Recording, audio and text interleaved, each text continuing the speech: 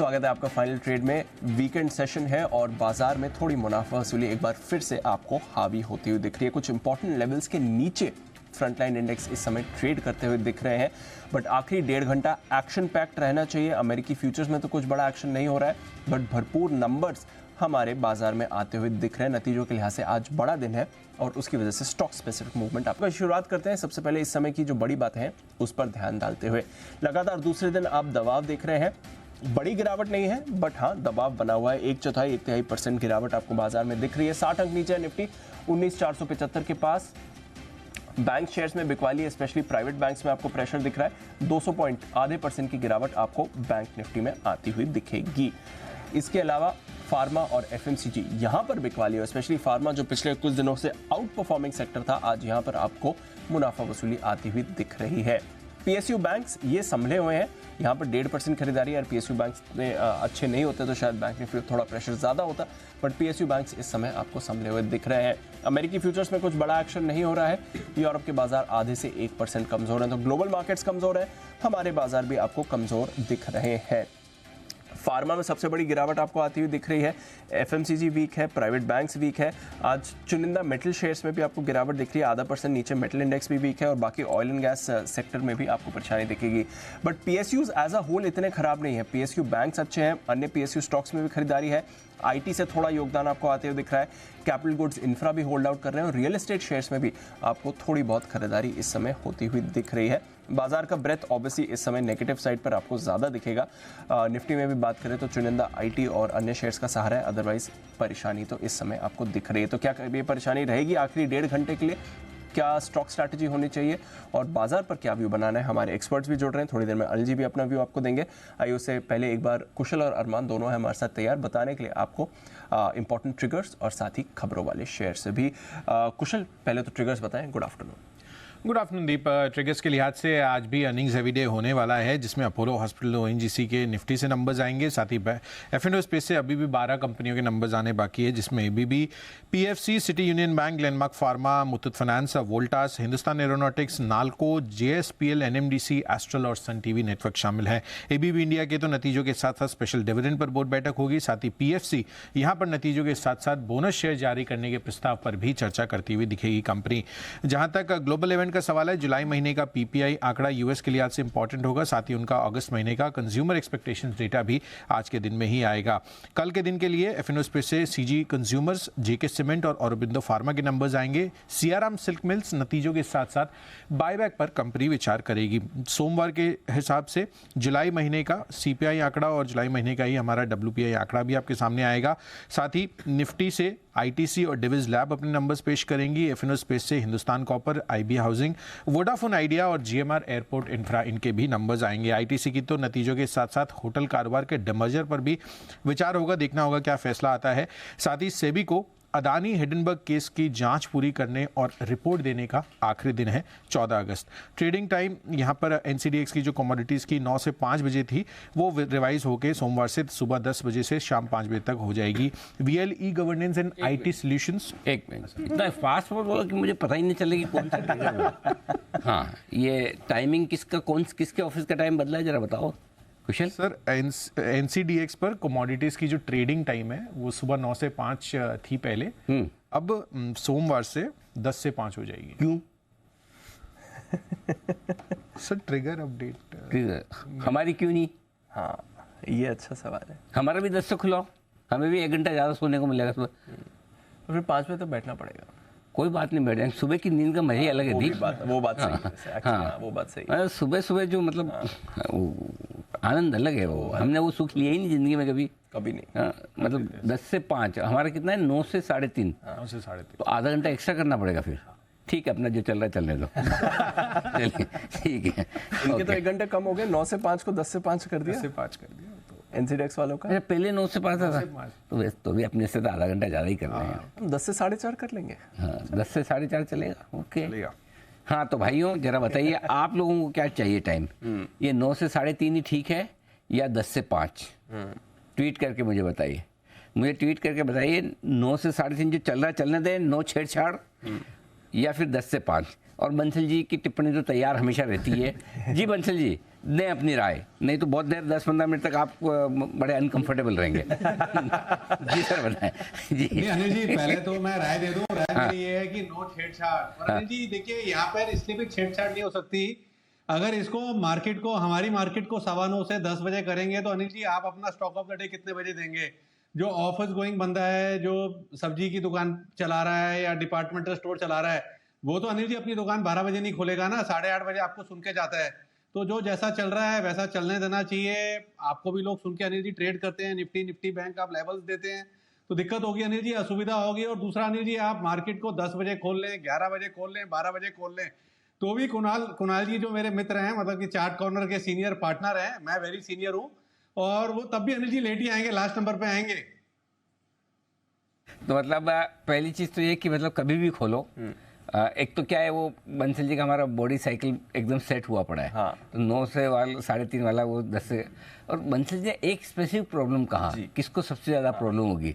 दूध वाले को। मतलब बाकी और किसी का नहीं, सॉरी सब्जी वाले को, सब्जी वाले को। एक कहा कुणाल जी आगे कि नहीं आए? कुणाल जी जरा कौन कौन आया, एक बार जरा दिखाइए कौन कौन आया है, एक बार पता चले। पर तो सबसे ज्यादा प्रॉब्लम सब्जी की दुकान। हाँ, इतने लोग मार्केट में पैसा लगाते हैं, इनको सिर्फ सब्जी वाला याद आया। तो क्या ये समझा जाए कि एक नियत समय पे, हिमांशु जी जरा आप अपनी राय दें, कि बंसल जी सब्जी लेने जाते होंगे इसलिए उनको सब्जी वाला याद आया? अनिल जी मुझे ऐसा लगता है, जैसे पहले तो गुड आफ्टरनून एवरीवन जी। वैसे बंसल जी अनिल जी मॉर्निंग वॉक पर जाते हैं कि काफी पार्टनर्स हैं वॉक के, वहां से वापस आते हुए सफल के स्टोर से सब्जी लेते हुए आते होंगे, ऐसा मुझे मानना है। सही पकड़े आप, बिल्कुल। आइए एक मिनट, जरा अपोलो हॉस्पिटल के नंबर्स आगे दीप, एक बार जरा नंबर्स दे दें, फिर मैं आगे बढ़ता हूँ। 4,410 करोड़ की आय का हमने सर अनुमान लगाया था, और उसके सामने आपकी आय आई है 4,418 crore. So exactly as per estimate 16.5% बढ़कर। मुनाफा आपका करीब 47% गिर कर आया है 167 करोड़ का। हमारा अनुमान था 184 करोड़ का। मुनाफा गिरने का अनुमान हमने भी लगाया था, बट हमारे अनुमान से ज्यादा मुनाफा गिर कर आया। 184 करोड़ का अनुमान था, उसके सामने आपका मुनाफा गिर कर आया 167 करोड़। कामकाजी मुनाफा 4% बढ़ा है 491 करोड़ से 509 करोड़। मार्जिन आपके गिर कर आए हैं 12.9% के 11.5% के आते हुए दिख रहे हैं। हमने 11.5% के मार्जिन का अनुमान लगाया था एग्जैक्टली एज पर एस्टिमेट्स। हमने 509 करोड़ के एबिटा का अनुमान लगाया था exactly as per estimates. So Anil ji, revenue, EBITDA, margins almost to the figure exactly as per estimates. इतना बढ़िया अनुमान किसने बनाया? एकदम बिल्कुल अनुमान के मुताबिक है, बिल्कुल अनुमान। खाली मुनाफा छोड़ दे, मुनाफा ज्यादा 4,420 करोड़ का अनुमान था आय का, 4,410 करोड़। 4,400 करोड़ में 10 करोड़ मायने नहीं रखते। एबिटा 509 करोड़ का अनुमान था, 509 करोड़ ही आया है। मार्जिन 11.5% का अनुमान था, 11.5, और प्रॉफिट 167 आया, 184 का अनुमान था, उसमें भी हो सकता कोई इधर अदर इनकम वगैरह का एडजस्टमेंट हो तो कोई, बट नंबर्स बिल्कुल, मतलब इससे ज्यादा उम्मीद के मुताबिक नंबर आ नहीं सकते, बस ये समझ लीजिए आप। नुपुर ने आई थिंक बनाया कंप्लीटली इन लाइन। बिल्कुल। तो as per estimates Apollo hospital के नंबर्स आ रहे हैं, इसलिए आई थिंक स्टॉक पर भी ज़्यादा रिएक्शन नहीं आ रहा है जी। जहाँ का था वहीं पर है, नंबर्स पर कुछ ज़्यादा बड़ा रिएक्शन, एक डिप आकर वापस रिकवर हो गया, तो उसी लेवल पर है जहाँ पर काउंटर था। आइए, बट और कौन से नंबर्स आ चुके हैं एक बार ये जान लेते हैं। अरमान है हमारे साथ तैयार। अरमान, ढेरों कैश के नंबर्स और कुछ और इंपॉर्टेंट नंबर्स ऑलरेडी आ चुके हैं, जरा बताएं इसके बारे में पहले। कई सारे नंबर आते हुए दिखे, जिसमें सबसे पहले अगर आप बात करें इन्फो एज की, जहां पर आय लगभग 3.5% बढ़कर आई है। मार्जिन्स अगर आप देखें तो 39% से अगर आप देखें 38.8% के आसपास आते हुए दिखे हैं। ज़ायडस लाइफ साइंस, यहाँ पर अगर आप बात करें तो मुनाफा जो है वहाँ पर लगभग 89% के आसपास की आपको बढ़त दिखेगी। आय में भी लगभग 26% की आपको बढ़त दिखेगी, और मार्जिन जो है वो 20% से बढ़कर लगभग 29% के आसपास जो है वहाँ पर आते हुए दिखे हैं। रेमंड, यहाँ पर मुनाफा आपको काफ़ी बढ़ता हुआ दिखे, लगभग 13 गुना, पर उसका रीज़न ये है क्योंकि यहाँ पर जो एक मुश्त जो इनकम है यहाँ पर वो होती हुई दिखी है, प्रॉफिट 983 करोड़ का, उसके चलते आपको यहाँ पर दिख रहा है। मार्जिन अगर आप बात करें तो 12% से घटकर 11% पर आते हुए दिखे हैं, और आय अगर आप बात करें तो लगभग 2.5% के आसपास बढ़कर आई है। कोचिन शिपयार्ड, यहाँ पर मुनाफा 136%, 135% से ज़्यादा जो है बढ़ता हुआ दिखा है। कामकाजी मुनाफा 150% के आसपास बढ़ता हुआ दिखा है। गोदरेज इंडस्ट्रीज़, आय लगभग 12% बढ़ी है। मार्जिन्स जो हैं वो 7.9% से कम होकर 5.4% के आसपास आते हुए दिखे हैं। NIIT लिमिटेड कंपनी जो है घाटे से मुनाफे में आई है, जो इनको 6.5 करोड़ का घाटा था, इस बार उसके मुकाबले अगर आप देखें 2.2 करोड़ का कंपनी को मुनाफा आता हुआ दिखा है। और आय की अगर आप बात करें तो वहाँ पे लगभग 34% के आसपास की आपको गिरावट दिखेगी। TTK प्रेस्टीज, मुनाफा जो है लगभग 9.5% के आसपास गिर कर आया है। कामकाजी मुनाफे की बात करें 24% गिर कर आता हुआ दिखा है। अंजनी पोर्टलैंड की बात करें तो यहाँ पर जो घाटा 2.6 करोड़ का था, वहाँ पर वो घाटा लगभग अगर आप देखें 2.4 करोड़ के आसपास ही आता हुआ दिखा है। वंडरला हॉलीडेज़ मुनाफा जो है 31% बढ़कर आया है, आय में आपको 24% के आसपास का उछाल दिखेगा। एचबीएल पावर मुनाफा जो है 20 करोड़ से बढ़कर 52 करोड़ के आसपास आता हुआ दिखा है। मार्जिन्स में अच्छा खासा इंप्रूवमेंट दिख रहा है आपको, 10.9% से इंप्रूव होकर मार्जिन जो है 16.7% पर आते हुए दिखे हैं। बीएफ यूटिलिटीज़ की बात करें तो मुनाफा 19% कम होकर आया है, आय में लगभग आपको 36% के आसपास का उछाल दिखेगा। एमी ऑर्गेनिक्स यहाँ पर मुनाफा लगभग फ्लैट रहा है, 15 करोड़ से बढ़कर 16.6 करोड़ के आसपास आता हुआ दिखा है। मार्जिन्स थोड़े से इंप्रूव हो गए हैं, 17.3% से इंप्रूव होकर लगभग 18% पर। और अंत में केपीआई ग्रीन की बात करें तो मुनाफा 22 करोड़ से बढ़कर 33 करोड़ पर आ रहा है, और आय भी अगर आप बात करें तो 122 करोड़ से बढ़कर लगभग 190 करोड़ के आसपास आती है। ओके, ये तो रहे काफ़ी सारे नंबर्स आ गए हैं, कुछ और खबरें भी हैं अरमान? हाँ, कुछ थोड़ी बहुत खबरें हैं, जिसमें सबसे पहले अगर आप बात करें तो टीवीएस मोटर्स, जहाँ पे टीवीएस रेडर सुपर स्क्वाड का एडिशन जो है वो लॉन्च होता हुआ दिखा है, और उसकी शुरुआती कीमत जो है वो लगभग 99,000 के आसपास की है। तिलक नगर इंडस्ट्रीज़, यहाँ पर ईएआरसी के रिस्ट्रक्चरिंग डेट का समय उन्होंने पहले जो है भुगतान कर दिया है। लगभग 176 करोड़ की जो रिस्ट्रक्चरिंग है उसका समय से पहले भुगतान कर दिया है। उसमें अगर आप इंटरनल अक्रूवल से भी लगभग 46 करोड़ का हुआ है, और क्योंकि उन्होंने समय से पहले भुगतान कर दिया उसका लगभग 3.6 करोड़ का उनको फायदा भी होता हुआ दिखा है।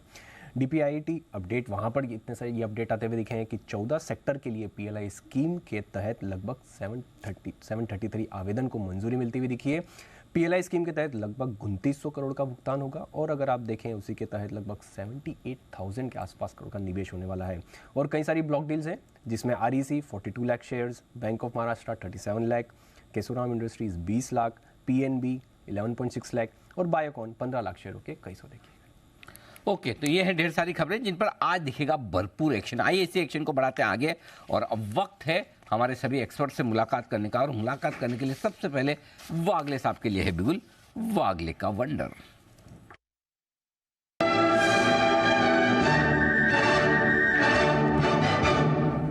वागले साहब बनाएं सर।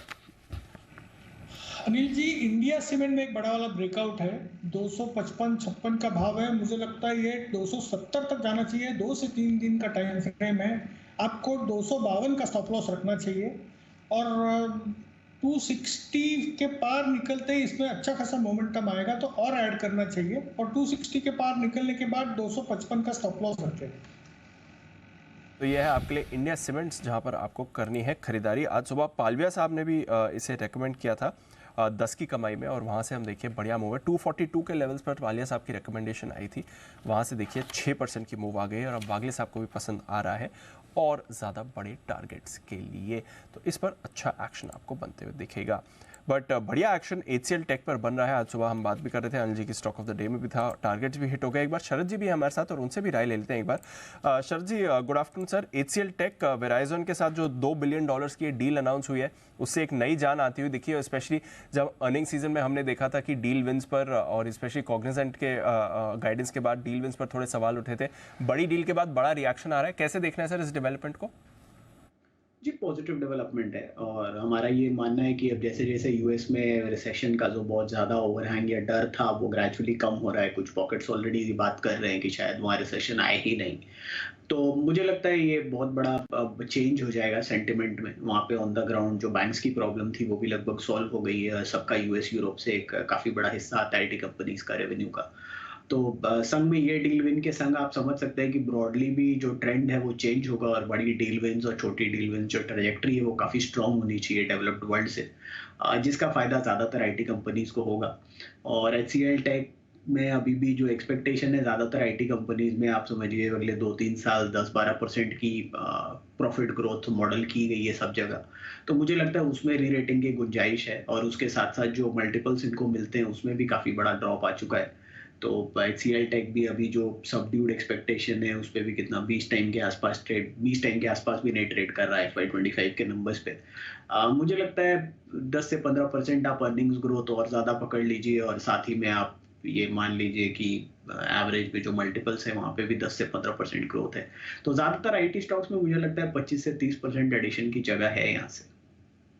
ओके, तो बड़े एडिशन की जगह दिख रही है सर को, और इस समय स्टॉक में भी आपको एक्शन आते हुए दिख रहा है। तो एचसीएल टेक पर रखिए नज़र, यहाँ पर आपको मूव आती हुई दिख सकती है। ड्रेजिंग कॉर्प के नंबर्स आए हैं, घाटे से मुनाफे में आ गई है। 15.5 करोड़ के घाटे के मुकाबले आपको 15 करोड़ का मुनाफा दिखा है, इसलिए आई थिंक स्टॉक पर भी इस समय आपको रिएक्शन ज़्यादा आते हुए दिख रहा है। हालांकि ज़्यादा फोकस में रहता नहीं है स्टॉक, बट क्योंकि घाटे से मुनाफे में आई है कंपनी, एक बार ज़रा इस पर नज़र डाल दीजिए। ट्रेजिंग कॉर्प पे आपके लिए वर्टिकल स्पाइक आ रहा है। आय हालांकि 218 करोड़ से घटकर 204 करोड़ की आपको आती हुई दिखी है। नजर रखिए जहां तक ड्रेजिंग कॉर्प का सवाल है। कुछ और काउंटर्स पर भी रखिए नज़र, जहां पर आपको अच्छी मूव आती हुई दिख रही है। मैपमाई इंडिया में आज 6% का उछाल है। ये स्टॉक काफ़ी बड़े एक्शन में आ रहा है। एक बार जरा इसके चार्ट पर भी नज़र डालते हैं। Sumit ji good afternoon sir. एक बार MapMy India CE info systems जरा देखिए, 6% की तेजी आ रही है। 1680 के लेवल पर डेज हाई पर ट्रेड कर रहा है। आज 100 रुपये की तेजी है। स्टॉक के अंदर एक अच्छी खासी तेजी देखने को मिल रहा है। स्टॉक का स्ट्रक्चर मजबूत है, कंटिन्यूअस अप ट्रेंड के अंदर में है। आज का कैंडल बहुत स्ट्रांग है, पिछले 4 दिनों के हाई ये ब्रेक कर रहा है, तो स्टॉक के अंदर ऊपर का मूव ही देखने को मिलेगा। जिन्होंने ले रखा है वो लोग होल्ड करें। 1640 ये स्टॉक का नीचे में ट्रेलिंग स्टॉप लॉस बनेगा। कोई भी डिप आता है तो खरीदारी करें। 1700 का लेवल टूटने के बाद स्टॉक में मोमेंटम और स्ट्रांग होगा और 1750 रुपए तक के लेवल या 1775 रुपए तक के लेवल आने वाले दिनों में मैपमाई इंडिया में देखने को मिल सकते हैं। तो एग्जिस्टिंग पोजीशन होल्ड करें, डिप का खरीदारी करें और तेजी देखने को मिलेगी। ओके, तो यह है आपके लिए MapMy India CE info systems, जहां पर आपको बड़ी मूव दिख रही है। 6% का बड़ा उछाल इस पर आते हुए दिखा है। एक और काउंटर जहां पर आपको करना है फोकस, वैसे तो वायदा कारोबार के बैन में है, बट आज जबरदस्त मूव आई है हिंदुस्तान कॉपर। हालांकि स्टॉक हम देख रहे हैं बाकी मेटल्स में आज कुछ ज्यादा एक्शन नहीं है, इनफैक्ट ज्यादातर सुस्ती बनी हुई है, बट हिंदुस्तान कॉपर अपनी ही चाल में चल रहा है। वायदा कारोबार के बैन का स्टॉक है, बट एक बार विश्वेश जी जरा देखें सिर्फ लेवल्स के लिहाज से हिंदुस्तान कॉपर क्या मूव बन रही है सर इसमें, और टेक्निकली लेवल्स क्या निकल कर आते हैं?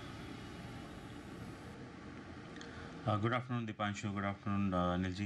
देखिए ये स्टॉक में ब्रेकआउट लास्ट सीरीज़ में 120 के आसपास आया था और ये काफ़ी बड़ा ब्रेकआउट माना गया था, 120 के आसपास है। तो उसका जो टारगेट बन रहा था वो 200 रुपये के आसपास बन रहा था। तो लास्ट वीक का ही अगर आप प्राइस देखोगे तो 130 टू ऑलमोस्ट 160 तक चला गया था। तो मुझे लगता है दीपांशु ये मूव कंटिन्यू रहना चाहिए 170 तक। तो यहाँ पे कोई भी गिरावट आती है 146 के आसपास, तो that would be a good buying opportunity.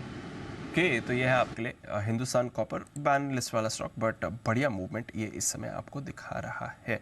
कुछ और काउंटर्स भी हैं जहां पर आपको अच्छी मूव आती हुई दिख रही है। एनबीसीसी सुबह से एक्टिव है, सीआईई ऑटोमोटिव भी सुबह से एक्टिव है। आज सिद्धार्थ जी की तरफ से भी रिकमेंडेशन आई थी, उसके बाद हमने देखा ये काउंटर आपके लिए आशीष चतुर्मोटा साहब ने भी रिकमेंड किया था और इसमें डेवलपमेंट भी हुए हैं। तो दोनों लिहाज से ये यहाँ पर आपको कुछ बढ़िया मूव्स आती हुई दिख रही हैं। बट बाकी सीमेंट स्टॉक्स में भी आज थोड़ा थोड़ा एक्शन दिख रहा है। ऑफकोर्स लीडरशिप इंडिया सीमेंट्स की है, but Ambuja, UltraTech, Shri cement यहाँ पर मूव आ रही है। ग्रासिम भी थोड़ा ठीक ठाक चल रहा है। शरद जी कोई फंडामेंटल ट्रिगर दिख रहा है बाजार को सीमेंट के लिए, या फिर इसे एक सेक्टर रोटेशन मानेंगे, क्योंकि थोड़ा सीमेंट में कमजोर मार्केट में सीमेंट थोड़ी लीडरशिप दिखा रहा है सर? देखिए मुझे लगता है कि एक तो जो रॉ मटेरियल प्रेशर था वो काफी हद तक ईज हो गया है। पोस्ट मॉनसून एक्टिविटी काफी रोबस्ट रहनी चाहिए और पॉकेट्स में बाजार जो है वो देख रहा है, तो उस पॉकेट के हिसाब से सीमेंट के नंबर्स आने वाले समय में काफ़ी अच्छे रहने चाहिए। जो आपका लॉजिस्टिक्स का प्रेशर था तेल के ऊंचे दामों की वजह से, वो भी काफ़ी हद तक ईज आउट हो गया है। प्लस पेटकोक मेटकोक के प्राइसेस नीचे आ गए तो उसका फ़ायदा मिलना चाहिए। और मॉनसून के टाइम भी प्राइसेस में बहुत ज़्यादा कट आया नहीं है और पोस्ट मॉनसून रिवाइवल में ऑब्वियसली एक अपटिक आनी चाहिए। एसीसी में मुझे लगता है कि एक पॉसिबिलिटी है कि नई मैनेजमेंट वहाँ पे आपकी जो इबिटा पर टन है उसमें बहुत अच्छी इंप्रूवमेंट आने वाले समय में लॉग इन करवा सकें। वैल्यूएशन के लिहाज से भी मुझे लगता है कि अब बहुत सारे पॉकेट में स्टॉक्स हैं जो काफ़ी अट्रैक्टिव हो गए हैं। Dalmia Bharat, ACC obviously re rating की सबसे ज़्यादा संभावना मुझे वही नज़र आती है। छोटे स्टॉक्स हैं जेके लक्ष्मी सीमेंट, रैमको सीमेंट, ये सब में मुझे लगता है कि वैल्यूएशन काफ़ी अट्रैक्टिव है। श्री सीमेंट में कुछ न्यूज़ फ्लो का निगेटिव असर है, बट मुझे लगता है कि वो बहुत ज़्यादा दिन तक सस्टेन नहीं होगा। एक कंपनी है जिसने पिछले 8-10 सालों से लगातार परफॉर्म किया है। शॉर्ट टर्म में थोड़ा वो रह सकता है, बट वैल्यूएशन वहाँ थोड़ी महंगी है। तो ऑलरेडी ये स्टॉक्स करेक्ट भी हो चुके हैं ऊपर से। मेरे हिसाब से अल्ट्राटेक को छोड़ के ज़्यादातर स्टॉक्स करेक्ट हो चुके हैं। ग्रासिम में मुझे लगता है कि जो पेंट वाला वेंचर है वो जो एंट्री पॉइंट जैसे जैसे सामने आ रहा है उससे लेकर एक्साइटमेंट ज़्यादा है। सीमेंट का तो इनडायरेक्ट इम्पैक्ट है उसमें, तो यही है। तो ब्रॉडली मुझे लगता है ऐसा कुछ और चेंज नहीं है, बट हाँ कॉस्ट्स नीचे आ रहे हैं और आपका फिनिश प्रोडक्ट में आउटलुक काफ़ी स्ट्रॉन्ग रहना चाहिए अगले 6 महीने साल भर के लिए तो एटलीस्ट। तो वो उस हिसाब से मुझे लगता है बेटर रहना चाहिए आउटलुक।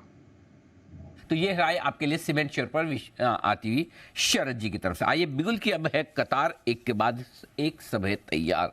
पहले सुमित जी सुपरहिट शेयर के साथ।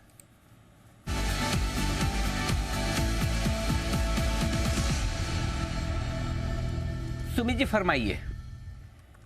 जी सेल कॉल अभी रडार पे आया है। बैंकिंग स्टॉक्स में थोड़ा दबाव देखने को मिल रहा है, तो जो स्टॉक अभी मेरे रडार पे आया है उसका अभी फ्यूचर्स में भाव चल रहा है 228 रुपए, 228 रुपए 50 पैसे। 228 का अभी भाव है। स्टॉक का नाम है बंधन बैंक। बंधन बैंक के अंदर दबाव है। पिछले 3 दिनों से ऊपरी लेवल से बंधन बैंक में दबाव देखने को मिल रहा है। कल, परसों और आज के दिन भी अभी डेज लो कल का ब्रेक कर रहा है। मेरे को ऐसा लग रहा है कि बंधन बैंक के अंदर यहाँ से गिरावट और बढ़ेगी और नीचे के लेवल देखने को मिलेंगे। नीचे में 222 ये इसका पहला टारगेट बनेगा, 218 ये इसका दूसरा टारगेट बनेगा। स्टॉक का जो ऊपर में रेजिस्टेंस है 234 233 के पास है, तो 234 का स्टॉप लॉस लगा के बंधन बैंक में यहाँ पे सीएमबी पे बिकवाली करके चलने का सलाह रहेगा। जिन्होंने सेल का व्यू लिया हो वो लोग होल्ड करें, क्योंकि स्टॉक में जस्ट अभी सेलिंग प्रेशर स्टार्ट हो रहा है। नीचे में 222 के नीचे ट्रेडिंग के लिए आता है पहला टारगेट, 218 दूसरा टारगेट। बिकवाली करे बंधन बैंक करे बिकवाली, ये राय आपके लिए सुमित जी की तरफ से। आइए एक स्पेशल पिक का बिगुल है कुणाल जी और राकेश जी से, दो स्पेशल आदमी की तरफ से।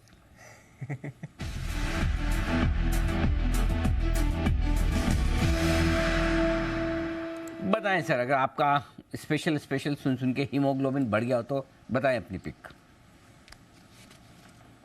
अनिल जी काफी कुछ स्पेशल है। एक तो स्पेशल ब्रेकआउट है, स्टॉक भी स्पेशल है, और अनिल जी 2018 मिड के बाद से कुणाल जी मेरा मतलब कि रेगुलरली निकालते थे और इसको स्टार्ट करते थे, और जब मैंने इसको बोलना सीखा तो मेरा मतलब कि तब ये डाउन ट्रेंड के अंदर आ गया था। तो लगभग अनिल जी 2-2.5 साल के गैप के बाद हम इस स्टॉक को रिकमेंड कर रहे हैं। मैं और कुणाल जी, इस स्टॉक थोड़ा सा बड़ा हुआ है, आज नतीजे आए हैं, बड़ा हुआ है तो करेक्शन पे लें। स्टॉक है जेएमएम फॉडलर। इसके अंदर बड़े चार्ट पर एक बड़ा रिवर्सल हुआ है और बड़ी इंटेंसिटी का एक बड़ा ब्रेकआउट है।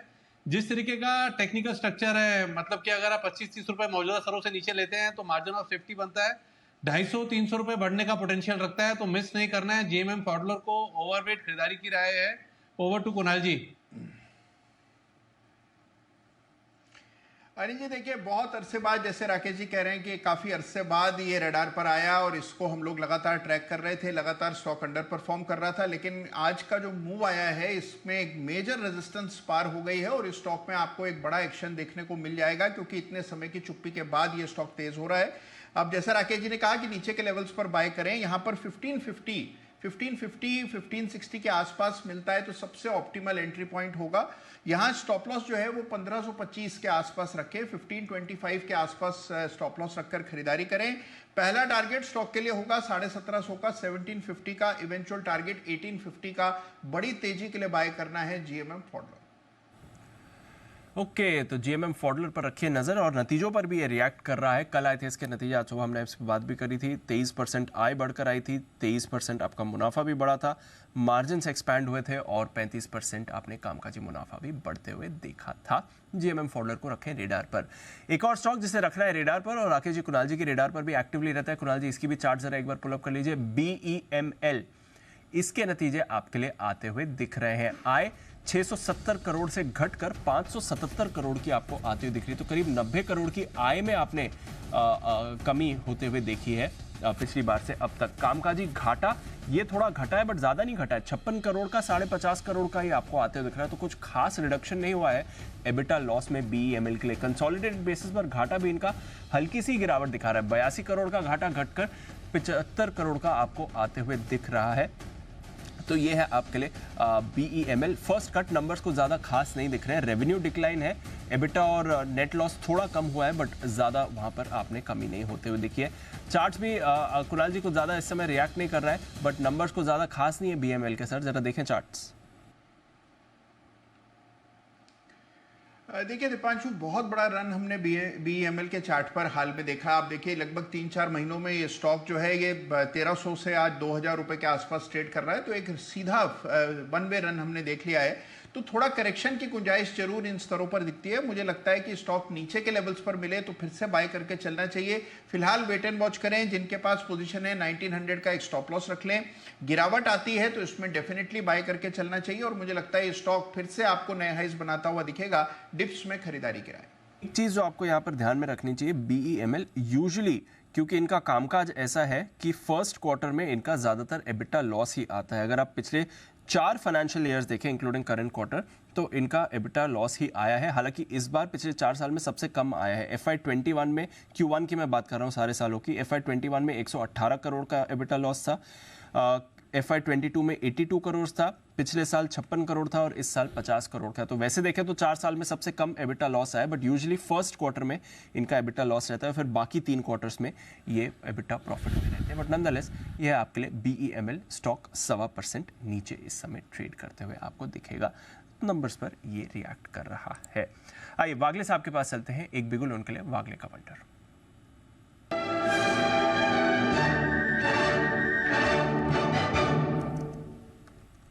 बताएं सर। दीपांशु, एक्साइड इंडस्ट्रीज में एक ब्रेकआउट आया है, 270 का लेवल अभी अभी निकाल रहा है, अभी के अभी लेने वाला स्टॉक है। 10 रुपए की मूव दिखती है, 280 का टारगेट होगा आज और कल में। ऑब्वियसली आज शायद 280 ना है, बट आज 275 तक तो आ ही सकता है। 280 आज और कल का टारगेट है। आपका स्टॉप लॉस 267 का होना चाहिए। जारी करके चलें 267 के टारगेट के लिए। आइए, आज कई सारे स्टॉक्स में आपको रोटेशन दिख रहा है। कुछ स्टॉक्स हैं जहां पर बड़े बड़े उछाल भी आ रहे हैं और उसकी वजह है MSCI इंडेक्स के बदलाव। इसकी लिस्ट जारी हो चुकी है। आई थिंक मंथ एंड में ये रीबैलेंसिंग भी होगी। कुछ सरप्राइज एंट्री हुई है, कुछ एक्सपेक्टेड एंट्री भी हुई है। क्या कुछ बदलाव किए हैं, आइए एक बार समझते हैं नुपुर के साथ। नुपुर बताइए।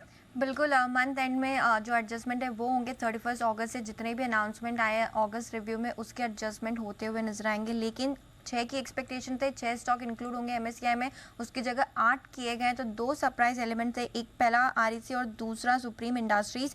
मैं आपको इन्फ्लोज भी बता देती हूँ सबके। IDFC फर्स्ट में सबसे ज़्यादा आपको इन्फ्लो आते हुए दिखेगा, करीबन 1700 करोड़ के आसपास की एक्सपेक्टेशन है कि यहाँ पे इन्फ्लो इंक्लूजन के चलते आ सकता है। PFC में भी देखें तो 1680 करोड़ का इन्फ्लो लेके चल रहे हैं जो स्टॉक इंक्लूड हुआ है MSCI में। उसके बाद यहाँ पे भी करीबन 1680 करोड़ का इन्फ्लो आने की उम्मीद है। अशोक लेलैंड 1620 करोड़ का इन्फ्लो लेके चल रहे। REC जो किसी ने एक्सपेक्ट नहीं किया था, इसकी भी एंट्री हुई है MSCI में। 1500 करोड़ तक का इन्फ्लो यहाँ पर भी आ सकता है। कमेंट्स की बात करें तो 1450 करोड़ का इन्फ्लो आते हुए दिखेगा। सुप्रीम इंडस्ट्रीज ये भी एक सरप्राइज एलिमेंट था जहाँ पे 1415 करोड़ का आपको इन्फ्लो MSCI के चलते आ सकता है। एस्ट्रल में देखें तो यहाँ पर भी आप जो 17 करोड़ डॉलर के आसपास का यहाँ पे इन्फ्लो आते हुए देखेंगे।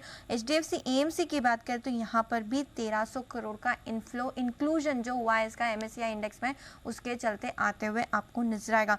एक्सक्लूड किया हुआ है एक ही स्टॉक है जिसे बाहर किया गया MSCI इंडेक्स से, वो है ACC, जहाँ पे करीबन 800 करोड़ तक का आउटफ्लो आप देख पाएंगे। और ये उम्मीद थी कि ACC बाहर जाएगा, उसी अकॉर्डिंग यहाँ पे इसे बाहर कर दिया गया। लेकिन काफ़ी सारे ऐसे स्टॉक्स थे जहाँ पे वेटेज बढ़ाए गए और घटाए भी गए। ये वेटेज बढ़ाने की लिस्ट में आपको फिलहाल एक ही स्टॉक नजर आएगा, PI इंडस्ट्रीज। तो यहाँ पे आपको कुछ इन्फ्लो आते हुए नजर आएंगे, लेकिन वेटेज घटाने वाली लिस्ट काफ़ी लंबी और काफ़ी बड़े नाम भी है यहाँ पे। सबसे पहले Reliance industries, ICICI bank, Infosys, HDFC bank, TCS, Kotak bank, Bajaj finance जैसे दिग्गज आपको दिखेंगे जहाँ पे वेटेज MSCI ने अपने अगस्त रिव्यू में घटाए हैं, जिसका एडजस्टमेंट 31 अगस्त को होने वाला है। तो 8 नाम इंक्लूड हुए हैं, जिसमें से 2 सरप्राइज एलिमेंट थे, REC और सुप्रीम इंडस्ट्रीज, और ACC को MSCI से बाहर किया गया है। ओके, तो ये है आपके लिए सारे के सारे एक्शन। सुप्रीम इंडस्ट्रीज और REC दोनों पर हमने आज सुबह बात भी करी थी, दोनों पर सुबह से बड़ा एक्शन भी आते हुए दिख रहा है। सुप्रीम इंडस्ट्रीज एक बार के लिए तो 15% भी ऊपर गया था, अब थोड़ा रीजनेबल 6-6.5% पर आपको ट्रेड करते हुए दिख रहा है। शरद जी, कोई स्टॉक्स जो आपके रेडार पर हो, जो पसंद आए हो इस MSCI बदलाव को लेकर, या जो कुछ ट्रैक करना चाहिए इस समय? REC मुझे लगता है REC PFC में अभी भी काफ़ी स्कोप है, और अभी भी कितना 0.8-0.9 टाइम्स प्राइस टू बुक पे ट्रेड कर रहे हैं। और जैसे जैसे डिस्काउंट्स वाली इंप्रूवमेंट आने वाले समय में दिखाई देती है, मुझे लगता है ये एक स्पेस है जहां अभी भी बहुत री-रेटिंग की काफ़ी गुंजाइश है। तो अगर 1.25 का प्राइस टू बुक पे भी ट्रेड करते हो, नंबर्स में भी इंप्रूवमेंट आता है, तो यहाँ से भी आपको एटलीस्ट 30-35% और अपसाइड इन स्टॉक्स में दिख सकती है। तो हालांकि रनअप इतना आया है, लेकिन समहाउ इतनी चीप वैल्यूएशंस थी कि अभी भी स्कोप काफ़ी है जैसे जैसे इंप्रूवमेंट आता है एसेट क्वालिटी में। और ACC एक्चुअली तो एग्जिट है उसमें से, बट मैं काफ़ी बुलिश हूँ इसके प्रोस्पेक्ट्स को लेके। मुझे लगता है नई मैनेजमेंट के साथ ही हाई पॉसिबिलिटी है कि यहाँ पे जो EBITDA पर टन है वो 500 से 1000 रुपये तक जाएगा। जो इंडस्ट्री स्टैंडर्ड है तो उसके साथ साथ मुझे लगता है एसीसी में काफ़ी बड़ी री रेटिंग हो सकती है आने वाले समय में। जो वैल्यूएशन उनको मिलती है लगभग $80-90 पर टन ईवी पर टन, वो आसानी से 120-140 तक जा सकती है। तो मुझे लगता है एसीसी एक बहुत बढ़िया री रेटिंग कैंडिडेट होना चाहिए अगर आप 18 से 24 महीने के लिए सोचते हैं। और आरईसी में मुझे लगता है अभी भी यहाँ से काफ़ी इंप्रूवमेंट आ सकती है। ओके, तो ये है आपके लिए सारे आरएससी, पीएफसी, और आज हमारे सारे टारगेट आरएससी में हासिल होते हुए दिखेंगे। बढ़िया एक्शन स्टॉक में आया है और अच्छा हुआ कि आज पीएफसी पर नहीं, आरईसी पर बाय को था। हाँ, पीएफसी चला नहीं, पीएफसी नहीं चला, आरईसी तो आरईसी चला, तो इसलिए आरईसी सरप्राइज था थोड़ा सा, इस वजह से आरईसी चला। आइए, बिगुल की फरमाइश वागले साहब के लिए भी है। वागले साहब, आपको भी चाहिए बिगुल? अनिल जी आप आ गए, मैं दीपांशु आ गया था मेरे पास। मुझे लगा कि वापस से एक और जरूरत होगी। तो चलिए, सेठी साहब है तैयार, सदाबहार सेठी साहब की short term pics.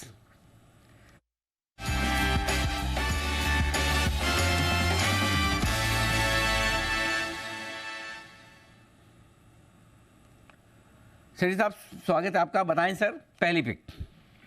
Good afternoon Anil जी, गुड आफ्टरनून दीपांशु। अनिल जी, आज का जो पहला स्टॉक है एक पीएसयू स्टॉक है, स्टॉक का नाम है जीएमडीसी, जो अभी 174 के लेवल्स पे ट्रेड कर रहा है। पहले इसके शॉर्ट टर्म टारगेट है 185 के, स्टॉप लॉस रखना है 170 का।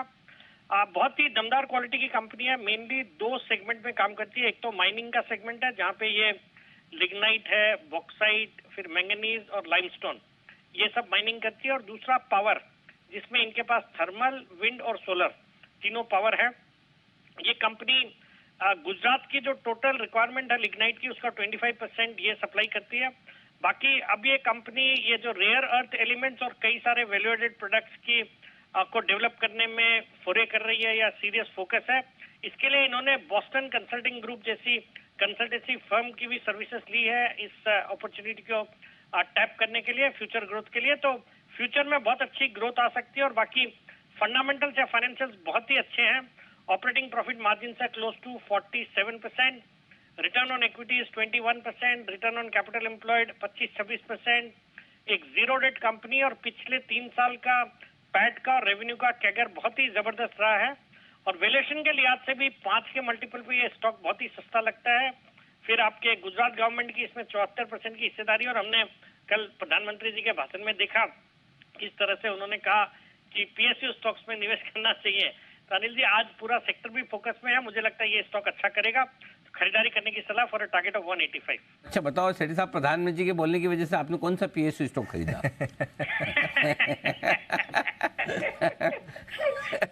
मेरे को खुद को तो लागू करना पड़ेगा ना। हाँ, ये आपने अभी प्रधानमंत्री की तरह रिकमेंडेशन करना ही समझा कि चलो वो भी रिकमेंड कर रहे हैं, मैं भी रिकमेंड करता हूँ। नहीं अनिल जी, बिल्कुल ये सब स्टॉक्स अच्छे लग रहे हैं, ये जीएमडीसी अच्छा लग रहा है। बाकी भी अनिल जी F&O वाले, ये डिफेंस वाले स्टॉक्स कई बार बोलते रहता हूँ, BEL है, HAL है, अच्छे लगते हैं। फिर BHEL हाल ही में मैंने थर्सडे को ही रिकमेंड किया था BHEL, तो वो भी एक अच्छा लग रहा है अनिल जी। तो इस तरह के स्टॉक्स में निवेश करना चाहिए अनिल जी। देखो, और LIC का भी रिजल्ट देखो, बहुत इतना मजबूत नहीं था, लेकिन उसके बावजूद आज 3% स्टॉक ऊपर है, एकदम मजबूती के साथ स्टॉक ऊपर भी होता हुआ। और जीएमडीसी में 17 तारीख को बोर्ड बैठक है सर, डिविडेंड बढ़ाने पर विचार किया जाएगा FY23 के लिए। जो डिविडेंड बढ़ाने पर जीएमडीसी विचार करने वाला है, सेठी साहब रिकमेंड करें। तो पीएसयू कंपनीज कब है ये मीटिंग? 17 अगस्त को, बिल्कुल। तो यानी कि बुधवार को, गुरुवार को, तो अच्छा हफ्ते। ओके, तो ये है जीएमडीसी। अच्छा, बढ़िया बात है। सेठी साहब, दूसरा स्टॉक? और अनिल जी, दूसरा स्टॉक भी अनिल जी आज एक पीएसयू स्टॉक ही है। स्टॉक का नाम है shipping corporation of India, SCI, जो अभी 101 रुपए के लेवल्स पे ट्रेड करता है। अनिल जी, एक नवरत्न कंपनी है और भारत की सबसे बड़ी शिपिंग कंपनी है, और टैंकर के स्पेस में भी लार्जेस्ट टैंकर ओनर है भारत की। और ये एक इकलौती इंडिया की शिपिंग कंपनी है जो कि हर एक सेगमेंट में प्रेजेंट है, जैसे break bulk services, international container services, फिर लिक्विड और dry bulk services, offshore services और पैसेंजर सर्विसेज। जबरदस्त फंडामेंटल्स है। जून तिमाही बहुत ही दमदार थी, 147 करोड़ का पैट रिपोर्ट किया, जो पिछले साल जून तिमाही में 98 करोड़ का पैट था। अनिल जी, पहले इसके टारगेट्स देता हूँ। टारगेट 110 का शॉर्ट टर्म टारगेट है और 95 रुपए का स्टॉप लॉस रखता है। अनिल जी, जून तिमाही बहुत ही अच्छी थी, बहुत अच्छे मार्जिन है और रिटर्न रेशियोज भी अच्छे हैं, डेट इक्विटी रेशियो भी मैनेजेबल है। और बाकी वैल्यूएशन के लिहाज से भी सस्ता लगता है। 148 की इसकी बुक वैल्यू है, उसके सामने आज 100-101 के लेवल्स पे स्टॉक ट्रेड करता है, तो प्राइस टू बुक वैल्यू के हिसाब से भी 0.69 टाइम्स ही ट्रेड करता है और प्राइस अर्निंग्स मल्टीपल भी क्लोज टू 5 ही है। FIS-DIS भी अराउंड 9.9% स्टेक ओन करते हैं, जिसमें LIC है मेजरली। और इसमें जो एक बड़ा ट्रिगर है वो इनका जो SCI लैंड एंड एसेट्स को डीमर्जर के बाद उसकी एक लिस्टिंग की पॉसिबिलिटी है, जल्दी लिस्टिंग होनी चाहिए और वंस दैट इज डन तो इसका जो स्ट्रेटेजिक सेल की बात हो रही है, मुझे लगता है ये इस फाइनेंशियल ईयर में इसका स्ट्रेटेजिक सेल जरूर हो सकता है। तो अगर वैसा कुछ होता है तो बहुत बड़े अच्छे टारगेट्स यहाँ से ये स्टॉक दिखा सकता है। तो स्टॉक पे बुलिश हूँ, मुझे लगता है करंट लेवल्स पे बिल्कुल इसमें खरीदारी करनी चाहिए। बुलिश व्यू और करंट लेवल्स पर खरीदारी करनी चाहिए। 2 PSU cash counters shipping corporation और GMDC सेठी साहब के रेडार पर। शुक्रिया सर जुड़ने के लिए और अपनी कॉल्स शेयर करने के लिए। आइए लेते हैं हम अनिल जी की भी 2:30 बजे की मार्केट स्ट्रैटेजी।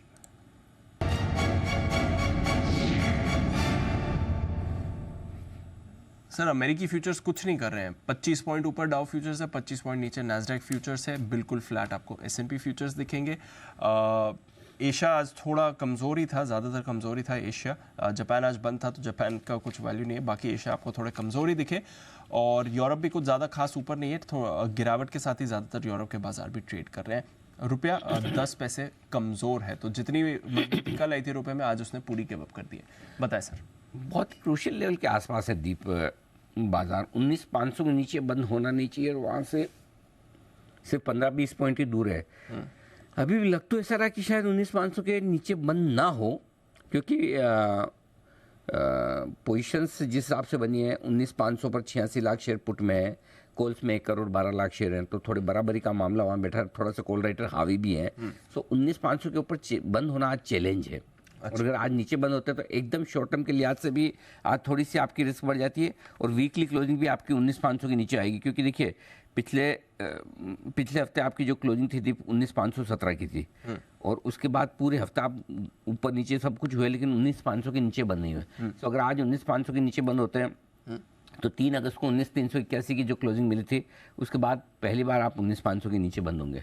तो थोड़ा सा शॉर्ट टर्म के लिए रिस्क होता है। तो मेरा ये समझना हो सकता है आखिरी मिनटों में थोड़ी बहुत शॉर्ट कवरिंग आ जाए, क्योंकि डाउ फ्यूचर उतने ख़राब नहीं है, गिरे हुए नहीं है और हो सकता है हम 19,500 को होल्ड कर पाए, लेकिन 19,500 के ऊपर मीनिंगफुल बड़ी कोई क्लोजिंग मिलेगी इसकी संभावना कम है। वर्स्ट केस सिनेरियो में बढ़ भी गए 1900 पे तो लंबा चौड़ा वहाँ पर भी ओपन इंटरेस्ट है। तो आई थिंक 19,500 के आसपास ही कहीं न कहीं बाजार आज क्लोज होते हुए दिखने चाहिए निफ्टी पर। इसलिए निफ्टी पर अभी कोई ऐसा खरीदने या बिकवाली करने का मौका दिख नहीं रहा है, क्योंकि आखिरी 1 घंटे में बड़ा मूव आए तो आप कुछ खरीदेंगे। और जहाँ तक सोमवार के लिए खरीदने या बेचने का सवाल है तो वो फिर आपको सोमवार को ही करना चाहिए। आज वीकेंड पर कोई रिस्क रखने जैसी वर्थ है नहीं, तेजी या मंदी दोनों ही तरफ। अब आइए बैंक निफ्टी 44,300 के आसपास आप बंद हो रहे हैं। आप 44,500 के नीचे बंद होंगे तो शॉर्ट टर्म के लिए आपके BTST के लिहाज से तो एक बार रिस्क खुल जाती है। वो इसलिए दीप कि आपको करीबन ओह माय गॉड, सुनेंगे तो आप डर जाएंगे, बोलूं कि नहीं बोलूं? बताएं सर। 29 ट्रेडिंग सेशन 29 उसके बाद आप पहली बार आज 44,500 के नीचे बंद होंगे। ट्रेंड बदलेगा, शॉर्ट टर्म ट्रेंड थोड़ा सा बीच में 1 आध दिन कभी हुए होंगे तो अलग बात है, बट 29 ट्रेडिंग सेशन में ऑलमोस्ट 1 महीने से ज़्यादा। Yes sir. तो वो 44,500 के नीचे अगर आज क्लोज मिलता है तो बैंक निफ्टी थोड़ा और शॉर्ट टर्म के लिए खराब संकेत दे रहा है और वहाँ पर लॉन्ग पोजीशन बैंक्स में और बैंक निफ्टी में आपको कम करनी चाहिए। ऊपर में जिस तरह से पोजीशन बनी हुई है 44,500 के ऊपर बंद होना बहुत चैलेंज है। 44,500 के पुट पर 30 लाख शेयर है, कॉल्स में 43 लाख शेयर है। तो बस वही वाली बात है दीप, आज अभी कुछ नहीं करना है बच्चे हुए समय, खाली इतना दिमाग लगाओ 44,500 बैंक निफ्टी पे होल्ड हो पाएगा, 19,500 होल्ड हो पाएगा या नहीं। 3-20 की स्ट्रेटजी ज़्यादा काम की होगी। 3-20 की स्ट्रेटजी ज़्यादा काम की होगी। क्लोजिंग लेवल्स इंपॉर्टेंट हो गए। अब तक कोई मीनिंगफुल रिकवरी हमने बाजार में देखी नहीं है। ये है अनिल जी की स्ट्रैटेजी इस समय की। ओके, स्टॉक्स में ही बस रोटेशन चल रहा है और वहीं पर आपको मूवमेंट आते हुए दिख रहा है, अदरवाइज कुछ बड़ी मूव नहीं है। हिंदुस्तान कॉपर देख लीजिए, जिस पर अभी हम बात कर रहे थे विश्वेश जी के साथ, 160 के लेवल पर आ रहा है। एक फ्रेश और स्पाइक आ रही है, वायदा बार की बैन लिस्ट में है ये काउंटर। एक और काउंटर जहां पर आपको अच्छी मूव आती हुई दिख रही है वो है आपके लिए BHEL। करीब 4% ऊपर इस समय आपको BHEL का चार्ट ट्रेड करते हुए दिखेगा, तो वहां पर भी अच्छा एक पिकअप आते हुए दिखा है। सुमित जी बताएं सर, अब BHEL में क्या करना है? दिपांशु, BHEL के अंदर पोजीशंस होल्ड करके चलना है। BHEL के अंदर ब्रेकआउट है, स्टॉक यहाँ से चार्ट के ऊपर बढ़िया दिख रहा है। 100 के ऊपर ये सस्टेन कर रहा है। इसका इमीडिएट आने वाले दिनों में जो टारगेट देखने को मिल सकता है, BHEL का टारगेट ऊपर में बनेगा 110 रुपए का, और 110 रुपए का लेवल भी मेरे को लगता है इस बार ब्रेक होगा और ऊपर में 115 से 120 तक का मूव आने वाले दिनों में देखने को मिलेगा। जिन्होंने पोजीशंस बनाई है वो लोग होल्ड करें, डिप में खरीदारी करें, 100 के नीचे का स्टॉप लॉस लगाएं, ऊपर में 110 रुपए तक के लेवल जल्दी ही आने वाले दिनों में BHEL में देखने को मिलेंगे। यह है आपके लिए BHEL, जहां पर रखनी है आपको नजर। आइए विश्वेश जी के पास चलते हैं, बिगुल उनके लिए विश्वेश के विशेष।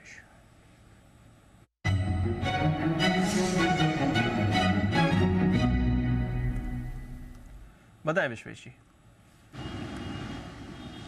देखिए दीपांशु, मुझे लगता है बैंक निफ्टी वीक है और ये जो उठा पटक हुई उसके बीच में बैंक निफ्टी में मुझे लगता है क्रिटिकल लेवल टूट गया, और अनिल जी ने जैसे कहा मैं उनके साथ सहमति रखता हूँ कि बैंक निफ्टी यहाँ से गिरना चाहिए और बहुत क्रिटिकल है। मुझे लगता नहीं है कि 44,500 रिक्लेम हो पाएगा एटलीस्ट आज के दिन में। तो यहाँ पे स्ट्रैटेजी करनी होगी, क्योंकि आप नेकेड ऑप्शन खरीद रहे हो तो स्विंग्स जो है दोनों साइड हो रहा है और इमीडिएटली नेक्स्ट 2 बार में बैंक निफ्टी ऊपर आता है और आपका स्टॉप लॉस हो जाता है। तो करना ये होगा, बैंक निफ्टी का पुट ऑप्शन 44,500 का 300 रुपये मिल रहा है, इसको खरीदना है और उसके सामने 43,800 के 2 पुट ऑप्शन बेचने हैं जो 66 रुपीज़ में मिल रहे हैं। तो आपको ऑलमोस्ट 130 रुपये के आसपास वापस मिल जाएंगे। तो आपकी जो नेट लागत है वो समवेयर अराउंड 150 के आसपास होगी। मुझे ऐसा लगता है बैंक निफ्टी डेली चार्ट में आज बहुत क्रिटिकल लेवल ब्रेक कर रहा है। 50 day exponential moving average 4 sideways session के बाद अगर ये तोड़ रहा है तो अगला लेवल बैंक निफ्टी पे 43,500 का है। तो मतलब 250 और 500 700 पॉइंट की गिरावट एक्सपेक्ट कर रहा हूँ। तो 43,500 43,600 की जोन में हम जा सकते हैं। तो हेज इसके लिए करने जाना है क्योंकि एक्सपायरी शॉर्ट है, मंडे को स्लैक रहेगा सेशन, 15 अगस्त की छुट्टी है ट्यूसडे को और वीकेंड है। तो मुझे लगता है 43,500 का पुट खरीद के 44,500 का पुट खरीद के 43,800 का पुट बेच के 1:2 का पुट स्प्रेड कैरी करना चाहिए ओवर द वीकेंड। ओवरऑल मेरा ये व्यू है कि बैंक निफ्टी यहाँ से नीचे की ओर जाना चाहिए। तो बैंक निफ्टी दिख रहा है कमज़ोर विश्वेश जी को, और विश्वेश जी कह भी रहे हैं कि मंगलवार की छुट्टी है उस वजह से भी बैंक निफ्टी कमज़ोर है। तो मैं विश्वेश जी से और बाकी हमारे सारे एक्सपर्ट्स हैं उनसे एक राय लेना चाहता हूँ। अगर छुट्टी की वजह से ही मार्केट कमज़ोर हो रहा हो तो क्या मंगलवार को मार्केट खुलवा दें? स्वतंत्रता दिवस के दिन तो ज़्यादा काम करना चाहिए विश्वेश जी आपको। अनिल जी अगर बस में होता तो इनफैक्ट अगर ट्रेडर का सबसे बड़ा पॉइंट देखो तो अनिल जी वो तो उदास रहता है वीकेंड के दिन पे। क्या बात कर रहे हैं, ऐसा कौन ट्रेडर है?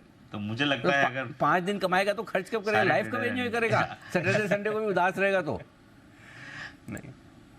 सबसे sad period Anil ji traders के लिए वीकेंड ही होता है कि पता नहीं चलता है क्या करें। और जो एक्टिव ट्रेडर होता है उनको तो ऐसा लगता है कि अब क्या हो रहा है, कुछ नहीं पता चलता है। तो मुझे पर्सनली ऐसा लगता है अनिल जी कि मार्केट गिर रहा है उसका रीजन छुट्टी के साथ नहीं है, लेकिन ओवरऑल ऑप्शंस का प्रीमियम जो है वो डीके हो सकता है बिकॉज लॉन्ग वीकेंड है। शो देखने को भी नहीं मिलता ना, उदास तो हो ही जाता है सैटरडे संडे। ये तो है। क्यों कुणाल जी? अनिल जी बिल्कुल मैं यही कहने जा रहा था। अनिल जी असल में तो अनिल जी जी बिजनेस स्क्वायर लोग देखते नहीं है, शोज हमारे शोज होते नहीं है, तो इस वजह से लोग जो है उदास हो जाते हैं। अनिल जी एक आपसे प्रश्न पूछना है, अगर अनिल जी 1 मिनट का वक्त हो तो प्रश्न पूछ लूं आपसे। आसान होगा तो मैं हाँ बोल दूंगा, मुश्किल हुआ तो बोलूंगा आवाज नहीं आ रही है जी।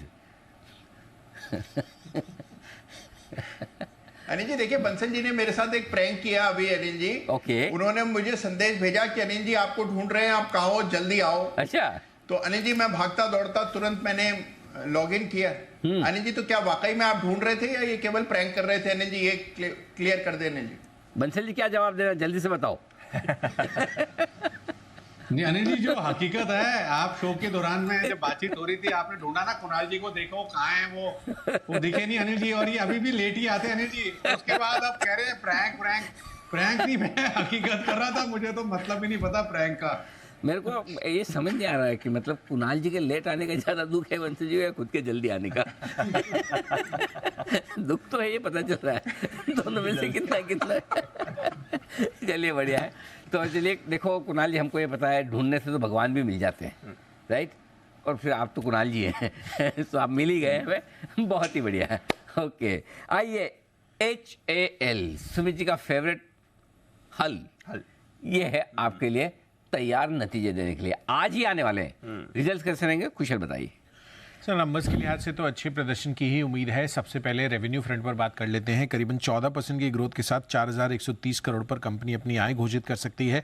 बेहतर एग्जीक्यूशन रहा है तो ऑफकोर्स आय में भी उसका रिफ्लेक्शन आपको आता हुआ दिखेगा। जहां तक कामकाजी मुनाफे का सवाल है, 20% की ग्रोथ के साथ लगभग 1,000 करोड़ पर कंपनी अपना ऑपरेटिंग प्रॉफिट घोषित कर सकती है और इसी वजह से कंपनी की मार्जिन्स पिछले साल जो 22.8% थी वो इस बारी बढ़कर 24.1% के आने की उम्मीद लगाकर चल रहा है बाजार। और मुनाफे के लिहाज से भी 14% की ग्रोथ के साथ 706 करोड़ पर कंपनी अपना आंकड़ा घोषित कर सकती है। अच्छे नेट कैश पोजीशन से अन्य आय में भी थोड़ी बढ़त रहेगी तो उसकी वजह से भी मुनाफे को थोड़ा सहारा मिलेगा। बट लार्जली जिस तरह से कंपनी का एग्जीक्यूशन रहा है, सर्विसेज सेगमेंट और मैन्युफैक्चरिंग ऑर्डर्स के जो अच्छी डिलीवरीज हुई है उसके बाद यहाँ पर कंपनी का प्रदर्शन ओवरऑल ऑपरेशन लिहाज से आपको ज़्यादा बेहतर आता हुआ दिखेगा। हालांकि टॉप लाइन और बॉटम लाइन दोनों फ्रंट पर ही आपको डबल डिजिट जो ग्रोथ है वो आती हुई नजर आ सकती है। ओके, तो ये है आपके लिए HAL। सुमित जी, चार्ट पर एक राय तो बनती है। प्रधानमंत्री मोदी भी कल इसके बारे में पार्लियामेंट में बात कर रहे थे। चार्ट क्या कहते हैं सर? दीपांशु, चार्ट तेजी का ही है। हाल के अंदर तेजी ही देखने को मिलेगा। लोअर लेवल से कंटिन्यूस भी तेजी है, बीच बीच में छोटा मोटा करेक्शन, छोटा मोटा साइडवेज मूव आता है, बट ये तेजी के संकेत है। स्टॉक के अंदर मेरे को ऐसा लगता है कि यहाँ से ऊपर में 4,000 का लेवल जल्दी ही क्रॉस होगा। जैसे ही ये 4,000 का लेवल क्रॉस होगा तो 4200 तक का मूव आने वाले दिनों में देखने को मिलेगा। जिन्होंने ले रखा है वो लोग होल्ड करें। स्टॉक का नीचे में जो सपोर्ट है 37.25 37.50 के पास है, डिप में खरीदारी करें, एग्जिस्टिंग पोजीशंस होल्ड करें। 3900 4000 ये इमीडिएट शॉर्ट टर्म के टारगेट होंगे। पोजीशन टारगेट 4200 प्लस के देखने को मिलेंगे HAL के अंदर। ये है HAL पे आपके लिए राय इस वक्त आती हुई। आइए बढ़ते आगे। LIC ने अपने नतीजे पेश किए और थोड़ी देर में हम आपके सामने LIC चेयरमैन से बातचीत भी आपके सामने रखेंगे कि नतीजे के बाद उनका क्या कुछ कहना है, उस पर भी हम बात करेंगे। आइए, LIC ने जून तिमाही में LIC का मुनाफा बढ़ा है करीबन 13 गुना, ओ माय गॉड, और 9,544 करोड़ पर पहुंच चुका है। कंपनी ने प्रति शेयर 3 रुपये का डिविडेंड भी घोषित किया है, तो डिविडेंड भी दिया है कंपनी ने 3 रुपये का। ये भी एक अच्छा संकेत आता हुआ दिख रहा है। और नतीजे पर बातचीत करने के लिए हमारे साथ LIC के चेयरमैन सिद्धार्थ मोहंती साहब कार्यक्रम में शामिल हुए हैं। आइए उनसे कुछ सवाल जवाब किए जाए। मोहंती साहब, पिछले साल के मुकाबले में VNB, इंडिविजुअल और ग्रुप AP इन तीनों में हम गिरावट देख रहे हैं। जरा बताएं सर, इस गिरावट की वजह क्या है? देखिए, ये जो मुनाफा कमाया है हमने फर्स्ट क्वार्टर में, उसका अगर आप जिक्र करेंगे, ये अकाउंटिंग का जो आपने बोला अकाउंटिंग का नहीं है। पिछले साल का अगर अकाउंटिंग को हम भी अगर उसको मद्देनज़र रख के जो 9,500 में लगभग 7,500 जो एक्रीशन टू सॉल्वेंसी, उसको भी अगर उसमें से हटाया जाता है तो भी 2,000 करोड़ से ज़्यादा मुनाफा, जो कि पिछले साल के तुलना में 688 करोड़ था, तो ये 300% से ज़्यादा है। और मैं निश्चित रूप से मानूंगा कि ये जो है हमारा परफॉर्मेंस उसका जो है रिजल्ट है, नतीजा है। LIC ने सर मुनाफा तो अच्छा कमाया, लेकिन निवेशक जिनके पास शेयर हैं उन्हें फायदे के बजाय थोड़ा घाटा हुआ है, क्योंकि शेयर अब भी इश्यू प्राइस से नीचे है। उन्हें किस तरह से आप रिवॉर्ड करने की कोशिश करेंगे? देखिए, मार्केट का अगर आप देखेंगे जो है आज के तारीख में LIC का जो शेयर है एक समय पर बहुत नीचे गया था। अभी जो लोगों ने वो टाइम भी खरीदा है वो लोग ने भी अच्छा मुनाफा कमाया है। आज के तारीख में भी जो है हमारा शेयर धीरे धीरे निरंतर बढ़ रहा है। और मैं तो ये बोल सकता हूँ कि जो LIC का परफॉर्मेंस और जो एक्सपेक्टेशन है, हम उसके ऊपर काम कर रहे हैं। हमारे काम में कोई कमी नहीं होगी। हम इन्वेस्टर और जो हमारे कस्टमर जो हमारा कमिटमेंट में है उसको हम पूरा करेंगे। एक चिंता ये भी है मोहंती साहब की धीरे धीरे पॉलिसी बिक्री के मामले में आपका मार्केट शेयर भी थोड़ा कम हो रहा है, घट भी रहा है। प्रीमियम सेगमेंट में भी कमोबेश यही स्थिति। तो LIC अपना मार्केट शेयर बढ़ाने के लिए क्या योजना बना रही है, आप क्या करेंगे सर?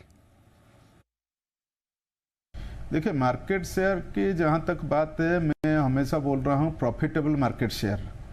हम लोग उसके ऊपर ध्यान दे रहे हैं। हम खाली मार्केट शेयर के ऊपर ध्यान नहीं देंगे, लेकिन फिर भी हम लोगों का लक्ष्य है कि मार्केट शेयर जो है वो सस्टेन रहे, रिटेन रहे उसके ऊपर। और ये quarter to quarter market share में जो है अप डाउन होता है। हम लोग साल के अंत में देखेंगे कि हमारा पिछले साल में कितना मार्केट शेयर था और ये साल में कितना है, और हमारा प्रयास रहेगा कि मार्केट शेयर जो है बने रहे या उसमें इम्प्रूवमेंट हो, लेकिन फोकस ज़्यादा रहेगा प्रॉफिटेबिलिटी के ऊपर and profitable market share. Okay, perfect.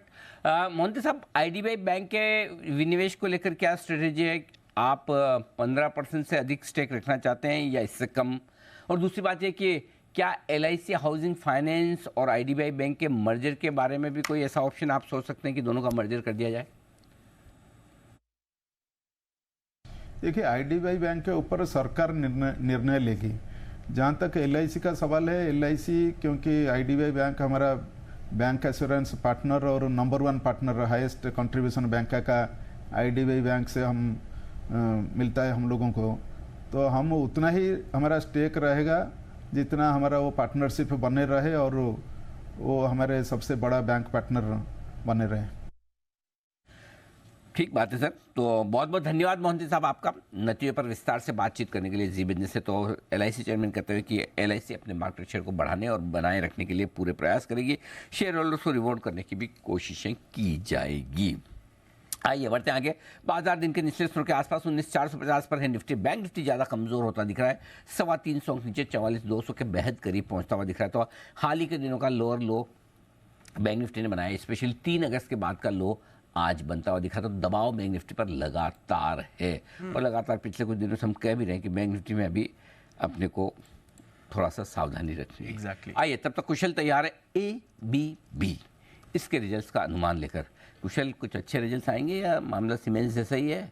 नहीं सर, नंबर्स तो अच्छे आने अच्छा रहे। सरप्राइज कुछ आ जाए तो बात अलग है। अच्छा, बट नंबर्स तो अच्छे आ रहे हैं। सबसे पहले रेवेन्यू फ्रंट पर बात कर लेता हूं। 21% ग्रोथ कर करीबन 2480 करोड़ रुपए कंपनी रेवेन्यू घोषित कर सकती है। कुल ऑर्डर बुक कंपनी की लगभग 28% की ग्रोथ हम एक्सपेक्ट करके चल रहे हैं। साथ ही आप देखिए कंपनी का जो कामकाजी मुनाफा है 41% की ग्रोथ के साथ 280 करोड़ रुपए पर रह सकता है। सभी सेगमेंट में बेहतरीन प्रदर्शन किया है कंपनी ने। साथ ही जो अच्छी ऑर्डर बुक है उससे भी आय ग्रोथ में आपको बढ़ोतरी आती हुई दिखेगी आगे चलकर। इलेक्ट्रिफिकेशन, रोबोटिक्स और साथ ही ऑटोमेशन सेगमेंट से कंपनी ने बेहतर साइड पर ऑर्डर्स जीते हैं, तो इसका फायदा इनको आगे आने वाली तिमाहियों में भी मिलता हुआ नजर आएगा। बहरहाल अभी जो एग्जीक्यूशन किया है कंपनी ने, उस चीज़ को ध्यान में रखते हुए कंपनी की जो मार्जिन्स हैं 9.7% के मुकाबले 11.3% एनालिस्ट एक्सपेक्ट कर रहे हैं। और साथ ही कंपनी का जो मुनाफा है 67% की ग्रोथ, 140 करोड़ था पिछले साल, इस बारी 235 करोड़ पर यह आता हुआ दिख सकता है। तो हर एक पैरामीटर पर कंपनी का अच्छा प्रदर्शन रह सकता है।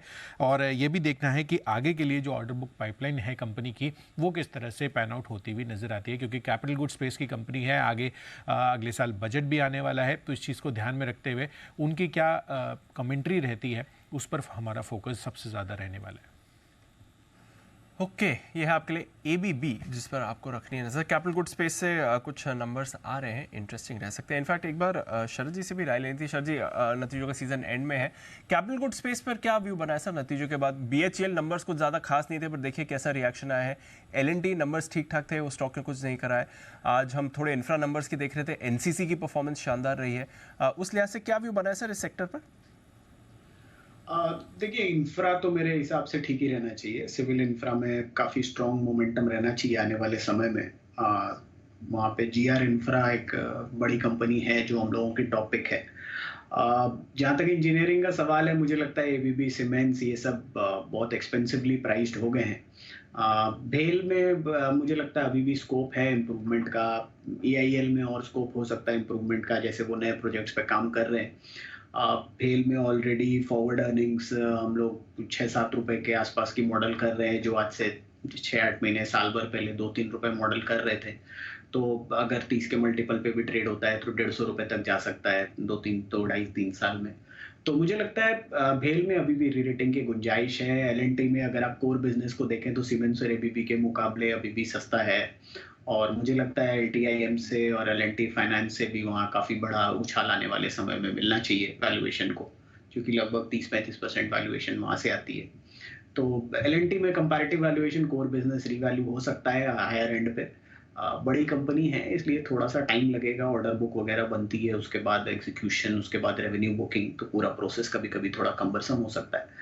बट भेल में मुझे लगता है अभी भी अपसाइड है, इंजीनियर्स इंडिया में अपसाइड रह सकती है। भेल मुझे लगता है आप 150 रुपए के लक्ष्य लेके चल सकते हैं। एबीबी सीमेंट्स मुझे थोड़ा सा एक्सपेंसिव लगते हैं, हालांकि कुछ पॉकेट्स हैं एबीबी में, इलेक्ट्रिक व्हीकल्स में और ऑटोनोमस व्हीकल्स में, जहां से वो कुछ बहुत बड़ा कर सकते हैं। बट मुझे लगता है वो बहुत लॉन्ग शॉट है, और अभी एटलीस्ट इन स्टॉक्स में मेरे हिसाब से 2-3 साल फुल्ली वैल्यूड हैं, तो बहुत ज्यादा री रेटिंग सीमेंट्स और एबीबी में होने की गुंजाइश मुझे कम लगती है। ओके, ये है आपके लिए कुछ कैपिटल गुड्स और इंफ्रा स्टॉक्स पर राय। शरद जी की तरफ से देखते हैं इस बार एबीबी के नंबर्स आपके लिए कैसे आते हुए दिखेंगे। फिलहाल थोड़ा और फिसलने के मूड में दिख रहे हैं बाजार। बैंक निफ्टी अब 300 पॉइंट नीचे हो चुका है, कहीं भी किसी भी लेवल से आपको रिकवरी के आसार नहीं दिख रहे हैं। अपोलो टायर्स सुबह जिसकी बात कर रहे थे अब 8% नीचे है, 400 का भी लेवल टूट गया। शरद जी से अपोलो टायर्स के बारे में बात करेंगे, आइए उससे पहले एक बार सुमित जी के लिए बिगुल, सुमित का सुपर हिट।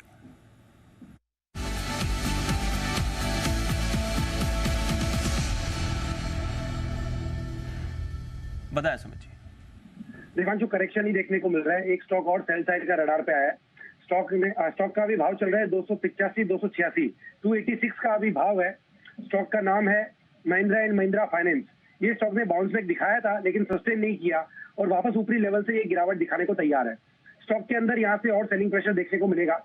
यहाँ से आने वाले दिनों के अंदर 8 से 10 रुपए का फॉल M&M फाइनेंस के अंदर देखने को मिल सकता है। तो जिन्होंने सेल का व्यू लिया है वो लोग होल्ड कर सकते हैं। यहाँ पे फ्रेश बिकवाली की जा सकती है, जिसमें नीचे का पहला टारगेट बनेगा 280 रुपीज का, दूसरा टारगेट बनेगा 275 रुपए का। तो M&M फाइनेंस में ऊपर में जो रेजिस्टेंस बन के आ रहा है वो 290, 291 का बन के आ रहा है। तो M&M फाइनेंस में बिकवाली करके चलने का सलाह रहेगा 291 के स्टॉप लॉस से, और नीचे में जो टारगेट देखने को मिल सकते हैं 280, ये इसका पहला टारगेट, 275 ये इसका दूसरा टारगेट। बिकवाली करे महिंद्रा एंड महिंद्रा फाइनेंस 280 से 275 के टारगेट के लिए। ओके, तो ये है आपके लिए M&M फाइनेंस, जहां पर आपको मूवमेंट कमजोरी वाला इस समय दिख रहा है। सेल कॉल आ रही है सुमित जी की तरफ से, बट अपोलो टायर्स इस पर एक बार जरा शरद जी की भी राय ली जाए। शरद जी, आज सुबह हम नतीजों में बात कर रहे थे, अनिल जी ने भी कहा था कि नंबर्स के लिहाज से तो खराब ही परफॉर्मेंस रही है। At a time when sir autos में इतनी अच्छी परफॉर्मेंस आ रही है, रिकॉर्ड सेल्स हो रही है, बिक्री अच्छी हो रही है, परफॉर्मेंस अच्छी हो रही है, अपोलो टायर्स के नंबर्स के बाद ऐसा रिएक्शन आ रहा है, कैसे देखना चाहिए सर इसे? मुझे लगता है वैल्यूएशन से एक पॉइंट है जो प्ले आउट करता है। जिस तरीके से स्टॉक में एक्सपेक्टेशन है कि अगले 2-1 साल नंबर्स लगभग फ्लैट रहेंगे, 29-30 रुपए के आसपास की अर्निंग्स रहेगी, 15 से 20 का मल्टीपल स्टॉक को मिल जाता है, तो आप अगर 30 रुपए पे 15 टाइम पकड़ो तो 450 के आसपास लगभग फुल्ली प्राइस्ड इन होता है। अनलेस अनटिल बाजार बहुत यूफोरिक हो जाए, मुझे नहीं लगता कि ये और अपटिक आएगी। कोई M&A अनाउंस हो जाए, कुछ हो जाए तो बात अलग है, बट अदरवाइज आपको ये समझना चाहिए कि लगभग 450 रुपए के आसपास फुल्ली वैल्यूड हो जाता है। FY26 तक की अर्निंग एक्सपेक्टेशन 31-32 रुपए के आसपास ही है, तो कोई नया ट्रिगर है नहीं। तो मुझे लगता है इस वजह से भी उस स्टॉक में वो करेक्शन आ रही है, और 6 रुपए के आसपास की अर्निंग रिपोर्ट की है, तो आप फुल ईयर में बढ़ा चढ़ा के आप 29-30 रुपए पकड़ लो। तो मुझे लगता है प्राइस टू परफेक्शन है। एक टायर स्टॉक को अगर आप 20 टाइम पे लगभग 15-20 टाइम पे ट्रेड कर रहे हो तो वहां से और ज्यादा अपसाइड बचती नहीं है। कंपैरेटिवली मैं एक M&M ही खरीद लूंगा, 15 टाइम पे तो M&M मिल रहा है मुझे, और इलेक्ट्रिक व्हीकल की जैसे जैसे लॉन्च आती है तो कंपैरेटिव वैल्यूएशन भी प्ले आउट करती है। और 15 टाइम पे मुझे लगता है कि अपोलो टायर लगभग फुल्ली वैल्यूड हो जाता है, कंसिडरिंग कि अगले 2-3 साल कोई वैल्यू मतलब अर्निंग्स में कोई बड़ी अपटिक है नहीं। अपोलो टायर्स रखे नज़र, बट अभी 400 का लेवल भी तोड़ा है इस काउंटर ने, जो सुबह हम बात कर रहे थे नतीजों के बाद की। बहुत ही खराब परफॉर्मेंस इसकी आती हुई दिख रही है। एक और स्टॉक जो नतीजों पर शार्प नेगेटिव रिएक्शन दिखा रहा है वो है आपके लिए इन्फो एज। 4.5% नीचे इन्फो एज इस समय ट्रेड कर रहा है। एक बार हिमांशु जी से जरा चार्ट पर राय लीजिए। हिमांशु जी, नतीजों के बाद स्टॉक फिसला है इन्फो एज, जरा बताएं सर अगले लेवल्स कहाँ निकल कर आते हैं? इमीडिएट शॉर्ट टर्म सपोर्ट लगभग इन्हीं लेवल्स पर है, 4500 4450 के आसपास। फिलहाल मुझे लगता है कि हो सकता है स्टॉक यहीं पर थोड़ा सा रुकने की कोशिश करे, लेकिन अगर फॉलोअप 1-2 दिनों में यहाँ से रिकवरी नहीं आती और स्टॉक इस लेवल के नीचे फिसलता है तो हो सकता है स्टॉक अगला जो इंपॉर्टेंट सपोर्ट है लगभग 4340 4300 उस लेवल को टेस्ट कर सकता है। ऑल इन ऑल ऐसा लगता है कि हायर लेवल से जिस तरह से एक बड़ी मूव को डिक्लाइन हुआ है उसको निगेट किया है स्टॉक ने। फिलहाल अंडर परफॉर्मेंस कही जा सकती है और फिलहाल खरीदारी से बचे यहाँ पर। मुझे लगता है आने वाले कुछ समय में स्टॉक में साइडवेज टू नेगेटिव मूव आता हुआ नजर आ सकता है। यह है आपके लिए इन्फो एज, जहां पर आपको रखनी है नजर। आइए नतीजों पर ही करते हैं फोकस। और सिटी यूनियन बैंक, इसके आने वाले हैं नतीजे आज ही। जैसे हम बता रहे थे, लंबी लिस्ट है आज ही की कंपनीज की, कल की भी कंपनीज पर आएंगे हमें, बट आज की कंपनीज में सिटी यूनियन बैंक का स्टॉक थोड़ा प्रेशर में। वरुण पर जब बताइए अर्निंग्स कैसी रह सकती है? कमजोर रहेंगी दीप, इसके लिए शायद स्टॉक प्रेशर में है, क्योंकि कारोबार में ग्रोथ जो है वो इंडस्ट्री से काफ़ी धीमी रहने वाली है, जिसकी वजह से नेट इंटरेस्ट इनकम में करीब 3.25% के आसपास की गिरावट होगी। मुनाफा 10% गिर के आएगा, 225 करोड़ से गिर के 202 करोड़ के आसपास आने वाला है। और ये इसलिए है क्योंकि लोन ग्रोथ महज 5 से 8% के आसपास रहने वाली है। इंडस्ट्री की ग्रोथ 15 से 20% के बीच में रही है। डिपॉजिट ग्रोथ का भी यही हाल है, 8 से 10% रहेगी। इंडस्ट्री ग्रोथ 15 से 20% के बीच में डिपॉजिट्स में भी रही है। तो दोनों पैमाने पे कंपनी के जो ओवरऑल ग्रोथ पैरामीटर्स है वो कमज़ोर रहने वाले हैं। ट्रेजरी इनकम हुई है, आपने देखा इंडस्ट्री में इस कंपनी की जो ट्रेजरी इनकम है वो बाकियों से थोड़ी कम रहने का अनुमान लगाया जा रहा है। इसके लिए आपको मुनाफे में भी देखने मिला, करीब 10% के आसपास की गिरावट है। Gross NPA net NPA flat रहेंगे। नेट इंटरेस्ट मार्जिन में 20 से 30 बेसिस पॉइंट के आसपास की गिरावट होगी। तो कमज़ोर नतीजे रहने वाले हैं सिटी यूनियन बैंक के। ओके, तो यह है आपके लिए सिटी यूनियन बैंक, जिस पर आपको कमज़ोर नतीजे कुछ ज़्यादा खास नहीं रहने वाले। विश्वेश जी, कोई राय सिटी यूनियन बैंक पर सर? शॉर्ट टर्म में बात करें अगर दीपांशु, तो मुझे लग रहा है स्टॉक बहुत ही साइडवेज है, 130 और 125 की रेंज में है। और ओवरऑल अगर आप थोड़ा सा लंबा दायरा भी लो, मतलब फरवरी के आप पीरियड लो, तो 146 के ऊपर नहीं गया है। तो ओवरऑल पूरे बैंकिंग पैक को अंडर परफॉर्म किया है। तो मुझे नहीं लग रहा है यहाँ पे बहुत ज़्यादा उम्मीद करनी चाहिए। स्टॉक का डाउनवर्ड ट्रेंड शायद कंटिन्यू रहना चाहिए। मुझे लगता है 126 एक इमीडिएट सपोर्ट है, वहाँ तक हम आता हुआ देख सकते हैं। तो ये है आपके लिए सिटी यूनियन बैंक, 126 सपोर्ट है। तो यहाँ से भी करीब 2% नीचे आपको ये काउंटर आते हुए दिख सकता है। देखते हैं कैसी मूव इस पर आएगी। कल्याण ज्वेलर्स, इस पर रखिए नज़र, 11.5% की तेज़ी इस पर आ रही है। कुछ कैश स्टॉक्स हैं जो आज आपको बड़े मूव दिखा रहे हैं। शरद जी कवर करते हैं सर। कल्याण ज्वेलर्स काफ़ी टाइम से अच्छे एक्शन में रहा है सर। टाइटन की परफॉर्मेंस वैसी नहीं रही है, बट ज्वेलरी स्पेस में ऑफकोर्स टाइटन जितना बड़ा तो नहीं है, बट अच्छी परफॉर्मेंस दिखा रहा है सर ये। जी बिल्कुल, जो hallmarking lower cost franchise model ये जो अडॉप्ट कर रहे हैं पिछले 6-8 महीने से लगातार, उसमें इन्होंने एक्सपेंशन किया है। और कंपैरेटिव वैल्यूएशन में ऑब्वियसली टाइटन के कंपैरिजन में हर कोई ज्वेलरी कंपनी काफ़ी सस्ती लगेगी। मुझे लगता है जिस टाइप का इनका मॉडल है और जिस टाइप से ये ग्रो कर रहे हैं जितना बड़ा स्केल पे, यहाँ कंपैरेटिवली वैल्यूएशन कैचअप प्ले और ज़्यादा हो सकता है। अगले 2 साल हम ये उम्मीद कर रहे हैं कि 30% जैसी अर्निंग्स ग्रोथ आनी चाहिए। तो 7-7.5 रुपए शायद FY25 की अर्निंग आएगी। अगर 8 भी आप पकड़ते हैं तो लगभग कितना 2-2.5 टाइम 20-25 टाइम स्टॉक चल रहा है। तो जिस तरीके की वैल्यूएशन अब नॉर्मल टाइटन वगैरह को दी जाती है, ब्रांडिंग में कल्याण की भी ब्रांडिंग काफ़ी स्ट्रॉन्ग है।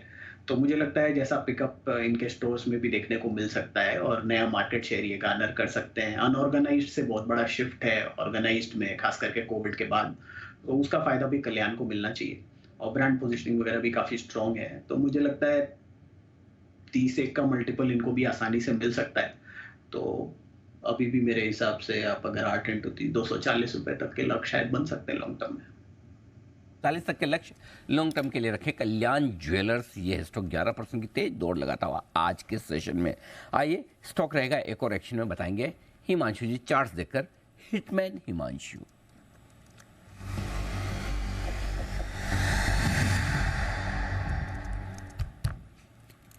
हिमांशु जी बताएं सर।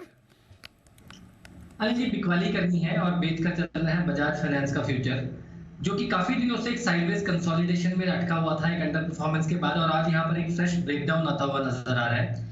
मेरा मानना है बजाज फाइनेंस के फ्यूचर में यहाँ पर करंट लेवल्स पे बिकवाली की जा सकती है 7105 7110 के आसपास। स्टॉप लॉस मेंटेन करना है 7150 का, और डाउन साइड में यहाँ पर मुझे लगता है कि 7000 तक के तो पहला टारगेट है जो साइकोलॉजिकल है।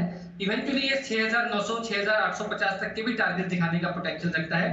तो 7000 6950 के 2 टारगेट्स के लिए बजाज फाइनेंस के फ्यूचर्स में शॉर्ट करके चलने की सलाह है। स्टॉक एक ऑलरेडी लोअर हाई लोअर लोज मार्केट से पहले बनाता हुआ नजर आ रहा था, और एक साइडवेज कंसोलिडेशन का, जो कि एक टिपिकल लगता है कि शायद 4th वेव थी, उसका ब्रेकडाउन यहाँ पर होता हुआ नजर आ रहा है। तो बजाज फाइनेंस में शॉर्ट करके चलने की सलाह है। तो ये है आपके लिए बजाज फाइनेंस, यहाँ पर बिकवाली करने की राय 7150 का स्टॉप। हिमांशु जी आज पूरा घंटा भर लगाया आपने वार्म अप होने में, मतलब कोई खास वजह सर? अनिल जी, एक तो थोड़ा तो पड़ोसियों का हाथ था, जो वाले? बहुत था। पाकिस्तान या कुणाल जी, राकेश जी? आपके तो कौन से पड़ोसी? अनिल जी, यहाँ जहाज पर शो कर रहा हूँ।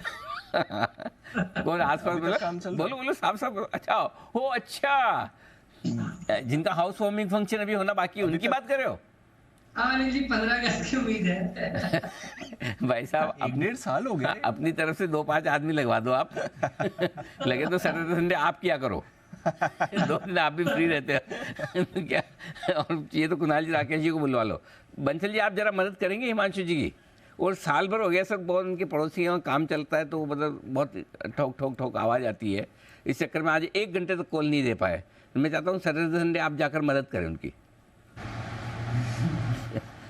नहीं अनिल जी, बड़ा सिंपल सी चीज़ है। जैसे अभी ये बोल रहे थे, इन्होंने ठीक पकड़ा। सुबह मैं वॉक से जाता हूँ तो सब्जी लेता हूँ, सब्जी लेता नहीं अनिल जी, गाड़ी में रखी जाती है। तो ये अपने घर की सब्जी भी रख लें और पड़ोसी की भी रख लें, ठक ठक अनिल जी इमीडिएटली बंद हो जाएगी। व्हाट एन आइडिया सर जी, बहुत ही बढ़िया, गजब। मतलब देखो हिमांशु जी, एक बात को समझो, जब से आपने वो पिछला डायलॉग मारा ना सब्जी वाला, तब से बंसल जी का ध्यान कोई काम में नहीं है, कोई चार्ट नहीं देखा, कुछ नहीं। तब से इसी बात में लगे हैं कि मौका आएगा तो मुझे हिमांशु जी को क्या जवाब देना। हाँ, यस, ये उसमें लगा है और फाइनली अब मिला। आइए इस बीच HAL नतीजे आ चुके हैं, जल्दी से नतीजे आपके सामने रखा जाए। हिंदुस्तान एरोनॉटिक्स लिमिटेड, मुनाफा आया है 814 करोड़, हमारे अनुमान से ज़्यादा 706 करोड़ का अनुमान था। 4130 करोड़ के हम रेवेन्यू का एस्टिमेट लगा रहे हैं जी। देखते हैं, मुनाफा तो आपका अनुमान से बेहतर आते हुए दिखा है। एग्जीक्यूशन कैसे रहे इस क्वार्टर में, ये इंपॉर्टेंट है, क्योंकि इनकी ऑर्डर बुक तो बहुत ही हेल्दी है। तो क्या एग्जीक्यूशन के दम पर भी यहाँ पर ये ग्रोथ दिखा पाए हम? वैसे 14% आय में बढ़त का अनुमान लगा रहे हैं। 3622 करोड़ से बढ़कर हमारा अनुमान है 4130 करोड़ की आपको आय नहीं चाहिए। ऑपरेशनली भी हम अच्छे क्वार्टर का ही अनुमान लगा रहे हैं। खैर, मुनाफा तो आपका 620 करोड़ से बढ़कर 814 करोड़ का है, तो हेल्दी ग्रोथ आपको आती हुई दिखी है। और एक्सपेक्टेशन भी है कि अच्छी ही एग्जीक्यूशन रहेगी। उतनी अच्छी एग्जीक्यूशन नहीं है अनिल जी जितना अनुमान लगाया था। ग्रोथ है आय में, बट अनुमान से काफी कम है। 4130 करोड़ का अनुमान था, 3920 करोड़ की आपको आय आती हुई देख रही है। तो करीब 200 करोड़ से आय ने एस्टिमेट को मिस किया है। HAL में ग्रोथ जरूर दिखाई, 3622 करोड़ से 3920 करोड़ की आय है। 300 करोड़ की आय आपकी बढ़कर आई है, 7-8% की ग्रोथ है, बट अनुमान से कम है। अनुमान 200 करोड़ से मिस किया है, तो ये अच्छा आंकड़ा नहीं है। देखते हैं ऑपरेशनली क्या अभी भी स्ट्रॉन्ग क्वार्टर रहा है कि नहीं इनके लिए, क्योंकि हम मार्जिन एक्सपेंशन भी एक्सपेक्ट कर रहे हैं और एबिटा ग्रोथ भी इनके लिए एक्सपेक्ट कर रहे हैं। बट फर्स्ट कट रेवेन्यू ने डिसअपॉइंट किया अनिल जी, प्रॉफिट अनुमान से बेहतर आया। देखते हैं अगर उसमें कुछ अदर इनकम या कुछ एडजस्टमेंट्स का भी फायदा इन्हें मिल रहा है। 0.5% अभी ऊपर ही स्टॉक होल्ड कर रहा है वैसे तो। बिल्कुल, तो ये है आपके लिए मिले जुले नंबर्स। रेवेन्यू थोड़ा सा उम्मीद से कम है, थोड़ा ज़्यादा नहीं है, थोड़ा सा कम है, लेकिन मुनाफा 100 करोड़ से ज़्यादा बढ़कर आता हुआ दिख रहा है। कामकाजी मुनाफा और मार्जिन्स भी एक बार आ जाए तो थोड़ा ज़्यादा अंदाज़ा ठीक से लगे कि नंबर्स किस तरह के आए हैं। लेकिन उससे पहले HAL, सुमित जी, चार्ट्स आपको देखने हैं, लेवल्स आपको बताने हैं। क्योंकि मेरे को लग रहा है कि कोई दिक्कत नहीं है, HAL का स्ट्रक्चर मजबूत ही है, बढ़िया ही है। छोटा मोटा कोई डिप अगर आता है तो वो खरीदारी का मौका ही होगा। ऊपर में 3850, 3900 ये तो इमीडिएट लेवल देखने को मिलेंगे ही, और 3900 के लेवल टूटने पे 4000 प्लस के लेवल देखने को मिलेंगे। तो कुछ ज्यादा खराबी दिख नहीं रही है चार्ट के ऊपर, चार्ट बढ़िया है। वॉलिटिलिटी में अगर कोई थोड़ा नीचे आ जाता है तो खरीदारी करके चलने का सलाह रहेगा। ओके, तो ये है आपके लिए HAL। अनिल जी, वैसे नंबर्स कुछ ज़्यादा खास नहीं दिख रहे हैं। ऑपरेशनल फ्रंट पर भी एबिटा आपका 876 करोड़ का आया है सर, 6% की साल दर साल ग्रोथ है। हमने अनुमान 995, ऑलमोस्ट 1000 करोड़ के एबिटा का लगाया था, तो डिसअपॉइंटिंग है सर। मार्जिन्स घटकर आए, 22.8% के मार्जिन 22.4% के आए। हमने अनुमान 24% का लगाया था। तो आय, एबिटा, मार्जिन तीनों अनुमान से कम आए हैं।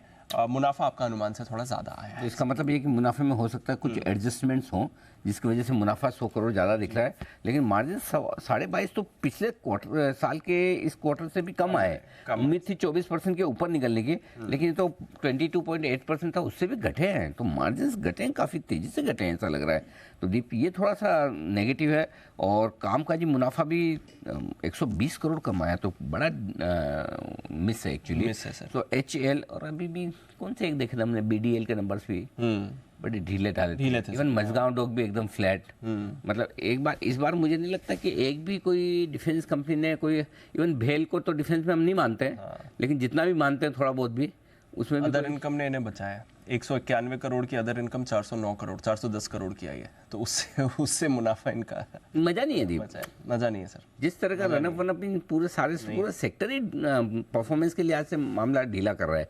तो बहुत अच्छे नंबर्स आए नहीं है एक भी डिफेंस स्टॉक के, चाहे वो बीडीएल ले ले, मजगांव डॉक ले ले। सुबह हमने मैनेजमेंट से भी बात की, और कौन सा था, मजगांव, बीडीएल, बाकी तो इससे जुड़े हुए इनडायरेक्टली जुड़े हुए भेल टाइप के सारे वीक ही हैं। सो आई थिंक कमज़ोर नंबर्स माने जाएंगे HAL के। On the face of it तो कमज़ोर है, बाद में देखते हैं क्या कुछ होता है। तो HAL आपके सामने रिजल्ट्स इस वक्त पेश करता हुआ। आइए और नंबर्स एक बार देख लें, तो देखिए एक बार वागले, बेसिकली अदर इनकम का कंपोनेंट है, इसलिए आपको मुनाफा अच्छा दिख रहा है, अदरवाइज नंबर्स कहीं पे भी अच्छे नहीं है सर HAL के। ओके, एक बिगुल वागले साहब के लिए, और वागले का वंडर।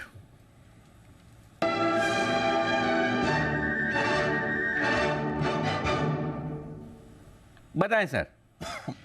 अनिल जी, थोड़ा सा ये हाई रिस्क वाला स्टॉक है क्योंकि इसके रिजल्ट आने वाले हैं, लेकिन पैटर्न बहुत ज़्यादा क्लियर है, इसके लिए मैं कवर कर रहा हूँ। CUB में बेच के चलना चाहिए। मुझे लगता है ये 130 के नीचे ट्रेड होने लगा है और ये सीधा एक 5 से 7 रुपए की मुंह नीचे में दे सकता है। 122 125 के बीच में वो टारगेट रहेगा, तो यहाँ पर बेचे 129.50 129.80 जो भी करंट भाव है। 131 का स्टॉप लॉस रखे, 122 124 का टारगेट, और टाइम फ्रेम एक ही दिन का, मंडे का। नंबर्स आज ही है शायद मेरे आज ही है, बस वरुण बता ही रहे थे। अच्छा वरुण, इसलिए आप इसलिए आए, बता दिया। अच्छा sorry, city bank union bank का तो बता दें, मुथूट का बताना बाकी है वहाँ क्या। सिटी यूनियन बैंक के तो नंबर्स आज ही आने वाले हैं, और एक तो इतने रिजल्ट कितने 16 है आज, 16 है। ये तो अच्छे हमारे एनालिस्ट 3 4 5 ही हैं, तो हम आपके नाम में भी कंफ्यूज हो जाते हैं। तो स्टॉक्स में हो रहे तब तक ठीक है ना। वरुण और तरुण में कंफ्यूजन हो गया उस दिन बड़ा, नहीं हो जाएगा तो भारी पड़ेगा, ऐसा हो सकता है। आइए बढ़ते आगे, और वक्त एक एक्सक्लूसिव रिसर्च का। हमारे साथ कुशल जुड़ चुके हैं अपनी एक बेहतरीन रिसर्च लेकर तैयार।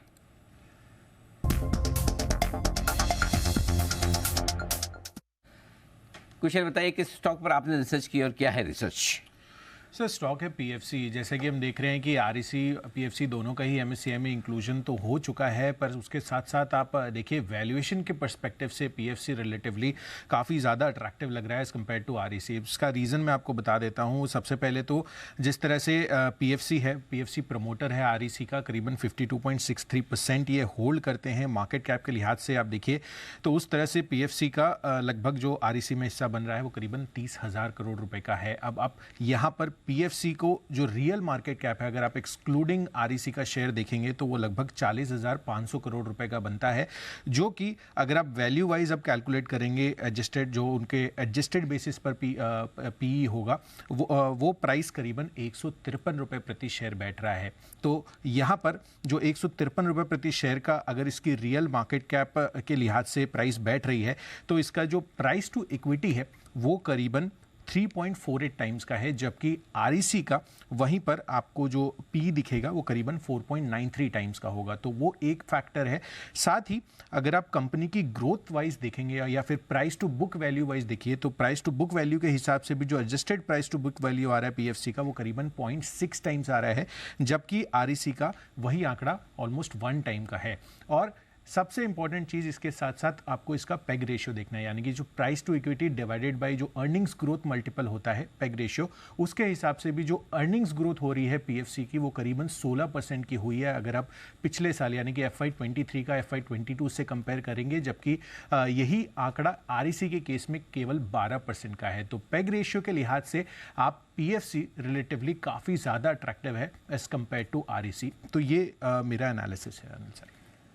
ओके, इंटरेस्टिंग चीज़ है। और इनफैक्ट अब जिस तरह का ये रेशियो, उसमें REC बेचकर PFC लेना ज़्यादा आर्बिट्राज का बढ़िया मौका दे रहा है। तो जिसके पास REC है, क्योंकि उसी रेशियो में तो आपको PFC ले लेना ज़्यादा बढ़िया आपको रिटर्न का चांस देता है। बस यही कि आज रिजल्ट है, चाहे तो ये कॉल कर ले रिजल्ट देखने के बाद हो जाने जाए। और आज रिजल्ट के साथ साथ बोनस भी है, राइट? बोनस भी है। तो पीएफसी के लिए आज ये दो बड़ी चीज़ें हैं, रिजल्ट भी और बोनस भी। आरईसी पीएफसी दोनों मजबूत स्टॉक हैं ही। वैसे आरईसी आज ज़्यादा मजबूत इसलिए है कि सुबह मैं बात ये कर रहा था कि आरईसी एक्चुअली अनएक्सपेक्टेड एमएससीआई में आ गया।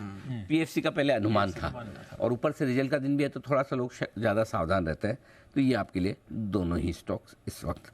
आइए बढ़ेंगे आगे और अब वक्त मुथूट फाइनेंस के नतीजों का अनुमान बताने का है। और मुथूट फाइनेंस के नतीजे वही बता रहे हैं जिन्होंने सिटी यूनियन बैंक के नतीजे बताए हैं, तरुण नहीं वरुण। बताए वरुण। तो अनिल जी, नतीजे भी वैसे होंगे जैसे मन्नपुरम के थे जी, दमदार। हालांकि मन्नपुरम के ज़्यादा दमदार इसके लिए थे क्योंकि वहाँ माइक्रो फाइनेंस का कारोबार था, यहाँ मेजरली गोल्ड का कारोबार है। एयूएम में करीब 14 से 16% के आसपास की बढ़ोतरी का अनुमान लगाया जा रहा है। गोल्ड लोन में नो डाउट पिछले कुछ क्वार्टर से हमने लगातार प्रतिस्पर्धा देखी थी, अब वो थोड़ी कम होते जा रही है बैंक्स के साथ साथ, उसका थोड़ा बहुत फ़ायदा ये उठाते जा रहे हैं। तो उसके चलते ये एयूएम ग्रोथ आपको देखने मिलेगी। एनआई 27.5 सवा 27% बढ़ेंगे, 1960 करोड़ पे आएगा। मुनाफा 24.5 करोड़ बढ़ेगा, 1000 करोड़ के आसपास आ सकता है। ग्रॉस एनपीएज में करीब 10-15 बेसिस पॉइंट के आसपास की कमी होगी, ऐसा ही हाल नेट एनपीएज में होगा। नेट इंटरेस्ट मार्जिन में 20 से 30 बेसिस पॉइंट के आसपास का अनुमान लगाया जा रहा है, करीब 12% के आसपास के आएंगे। क्रेडिट कॉस्ट में बढ़ोतरी हो रही है, उसका थोड़ा बहुत इम्पैक्ट आपको देखने मिलेगा। तो ग्रोथ अच्छी, एनपीएस अच्छे, नेट इंटरेस्ट मार्जिन थोड़े ढीले रह सकते हैं, थोड़ी हल्की गिरावट वहाँ पे आ सकती है जैसे कि पूरी इंडस्ट्री में आई है। ज़्यादा खास नहीं रहेंगे। एयूएम ग्रोथ अच्छी 14-16% अच्छी है इनके लिए तो, बट वही है कि इंटरनल्स में भी बाकी सब ठीक है, नेट इंटरेस्ट मार्जिन थोड़ा बहुत प्रॉब्लम है, तो ठीक है वो तो इंडस्ट्री वाइज है। वागले साहब, चार्ट पर कोई राय मुथूट फाइनेंस? दीपांशु, मेरा व्यू मन्नपुरम में ज़्यादा बुलिश है। मुथूट में पिछले 4 दिनों का जो टॉप बना है 1370 का लगभग का टॉप है, वो 4 दिन एक ही टॉप अगर होल्ड करता है या ब्रेक नहीं करता है तो वो बहुत ज़्यादा बुलिश नहीं है। तेज़ी करनी है तो 1370 के पास 1375 के पार निकलने के बाद ही करेंगे। लेकिन मुझे ऐसा भी व्यू नहीं कि यहाँ से क्रैकडाउन होगा, वीक होगा 1300 के नीचे, 1300 ब्रेक होगा तो ही बेचना है, नहीं तो ये रेंज में रहेगी। यह है आपके लिए मुथूट फाइनेंस जिस पर आपको रखनी है नजर। आइए एक कैश का ऑप्शन दे रहे हैं सुमित जी, चलते हैं उनके पास।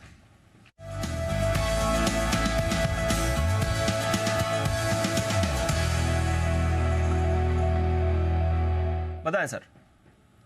दिपांशु, कैश का ऑप्शन में स्टॉक स्पेसिफिक ऑप्शन है। मार्केट्स में करेक्शन देखने को मिल रहा है, इंडेक्स भी लोज पे है और फाइनेंशियल स्टॉक्स में यहाँ पे गिरावट देखने को मिल रहा है।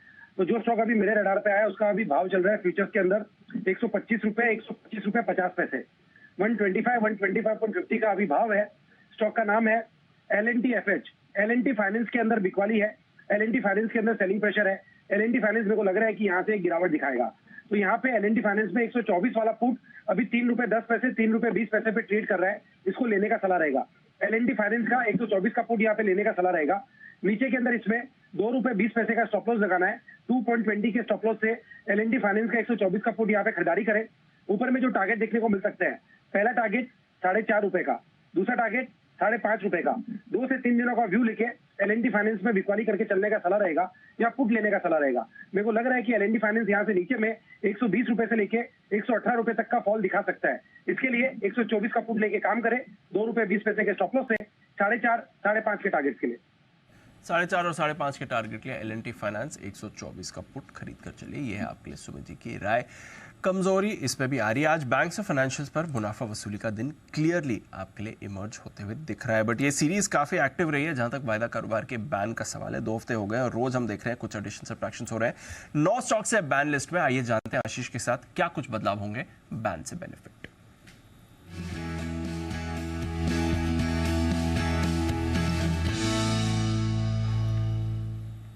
डबल डिजिट होंगे आशीष बैंक के नंबर या फिर थोड़े स्टॉक्स कम हो सकते हैं? बिल्कुल दीपांशु, आप पहले से ही सही बता देते हो, डबल डिजिट होने वाला है। और याद नहीं आता है कि आखिरी बार इतनी लंबी लिस्ट कब देखने को मिली थी। 9 स्टॉक है और जैसे कि आपने बताया कि कोई भी स्टॉक ऐसा नहीं जिसकी पोजीशन 80% से कम हो। सबसे कम भी अगर आप देखो तो हिंदुस्तान कॉपर है जो 84.4% है, तो इसमें भी चांसेस कम ही लग रहे हैं। आज मूव भी आया स्टॉक के अंदर, मुश्किल है इसका भी बाहर आना। और बाकी के सबकी पोजीशंस बताऊंगा नहीं, लिस्ट अब थोड़ी सी लंबी हो गई है। जो एंट्री करने वाला है उसका नाम बता देता हूँ, वो है इंडिया सीमेंट्स। यहाँ पर पोजीशंस लगातार बढ़ रही हैं। कल भी जो क्लोजिंग के समय थी 91.35% थी, आज बढ़कर हो गई है 123%। 95% के आंकड़े को काफ़ी अच्छी तरीके से क्रॉस कर लिया है, निश्चित कर लिया है कि इंडिया सीमेंट आपको बैन में दिखेगा। और इसी के साथ ये जो आंकड़ा है बैन लिस्ट का, अब वो 9 से बढ़कर 10 का हो जाएगा, तो पूरे 10 स्टॉक डबल डिजिट वाले आपके पास बैन में होंगे। और आज तो भरपूर कॉल्स भी आई हैं इंडिया सीमेंट्स पर, बट शुक्रिया आशीष ये अपडेट देने के लिए। तो इंडिया सीमेंट्स ये बैन में आने की तैयारी में आपको दिख सकता है। अभी थोड़ी देर पहले बागली साहब भी इस पर बात कर ही रहे थे, सुबह पालवे साहब ने भी इस पर बात करी थी और हमारे बाकी एक्सपर्ट्स की भी राय रही है। इंडिया सीमेंट्स पर 10 स्टॉक्स होने वाले हैं बैन लिस्ट में। वायदा कारोबार का फिलहाल सेकंड बिगेस्ट गेनर है इंडिया सीमेंट्स, इस पर वैसे आप रख सकते हैं नज़र। आइए एक दो और काउंटर्स जहां पर मूव अच्छी बनी हुई है। IRCTC, सुबह भी हम इसके बारे में बात कर रहे थे, थोड़ा अब ये मूवमेंट में आ गया है। अभी भी देखें तो गेन्स होल्ड करते हुए दिख रहा है through the day. Vishwesh ji, IRCTC जरा देखें, लंबे समय बाद इसमें थोड़ी परफॉर्मेंस दिख रही है। IRCTC चार्ट्स पर कोई इंपॉर्टेंट लेवल दिखते हैं सर? मेरे हिसाब से दीपांशु आज का जो मूव है वो काफ़ी अच्छा माना जाएगा। इनफैक्ट वीकली क्लोज आप कैसा कह सकते हो कि काफ़ी अच्छे लेवल पे क्लोज कर रहा है। अगर स्टॉक 665 के ऊपर स्टेबलाइज हो जाता है ये वीक में, तो मुझे लगता है स्टॉक 780 740 की रेंज में जाने के लिए तैयार हो जाता। तो डेफिनेटली अगले वीक में रडार में रहेगा। शायद मार्केट थोड़ा सा सॉफ्ट था, इसकी वजह से हमने थोड़ा सा पुल बैक देखा, बट मुझे लगता है स्टॉक में जब तक 640 लेवल हेल्ड है, आप ऐसा मान सकते हो कि 700 की ओर जा रहा है। तो 665 के ऊपर तेज मूव आना चाहिए। ओवरऑल 700 720 का व्यू रहेगा। ओके, तो ये है आपके लिए IRCTC जिस पर रखनी है आपको नजर। आइए 3:20 लेते हैं अलजी की मार्केट स्ट्रैटेजी।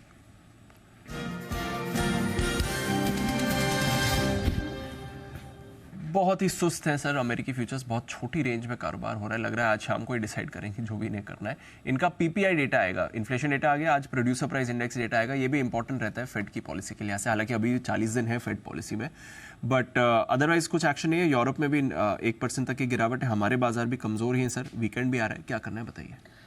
लॉन्ग पोजीशन तो नहीं बनानी, बहुत क्लियर है जी। जो लॉन्ग पोजीशन है आपको थोड़ी हल्की करनी चाहिए। दोनों ही इंडेक्स आपको इंपॉर्टेंट लेवल के नीचे क्लोज दे रहे हैं। उन लोगों को जो BTST की पोजीशन रखते हैं, ओवरनाइट पोजीशन रखते हैं, उनको 100% अपनी लॉन्ग पोजीशन कम करनी चाहिए। या फिर दूसरा तरीका है कि आपको कोई न कोई पुट ऑप्शन लेके रखना चाहिए। मसलन अगर निफ्टी पर आप लॉन्ग है तो 19,300 का पुट रख सकता है, और बैंक निफ्टी पर अगर आप लॉन्ग है तो 44,000 का पुट आपको ज़रूर रखना चाहिए हाथ में, ताकि अगर मंडे को अगर आपको कमजोरी के साथ मिले तो आपके पास में हेजिंग रहे। जो लोग शॉर्ट करना चाहते हैं शॉर्ट करें, रिस्क एक ही डे लो पर आप शॉर्ट कर रहे हैं। 19,435 19,350 से आखिरी सपोर्ट जोन है जो 3 अगस्त का है, जो अभी तक नहीं टूटा है। 3 अगस्त का 19,300 के आसपास है। निफ्टी अभी उस खतरनाक लेवल से थोड़ा ऊपर है, लेकिन बैंक निफ्टी उस खतरनाक लेवल के आसपास ही है। 19,281 का था, लगभग वहाँ बंद होने जा रहा है। तो शॉर्ट करने के थोड़ी सी रिस्क हो जाती है। शॉर्ट करें तो एक ही कंडीशन पर दीप के थोड़ा सा हेज कर ले, जैसे कि 44,500 का आपने कॉल ऑप्शन ले लिया अगर आप शॉर्ट करें तो, और 19,550 का 19,600 का एक कॉल ऑप्शन ले लिया, ताकि आपकी थोड़ी हेजिंग रहे। थोड़ा सा मतलब इंटरेस्टिंग लेवल पे बंद हो रहा है, इसलिए शॉर्ट करने में थोड़ी सी रिस्क है। अदरवाइज लॉन्ग तो आपको नहीं करना है, और लॉन्ग पोजीशन है तो थोड़ी कम भी करनी है एज ए रिस्क मैनेजमेंट।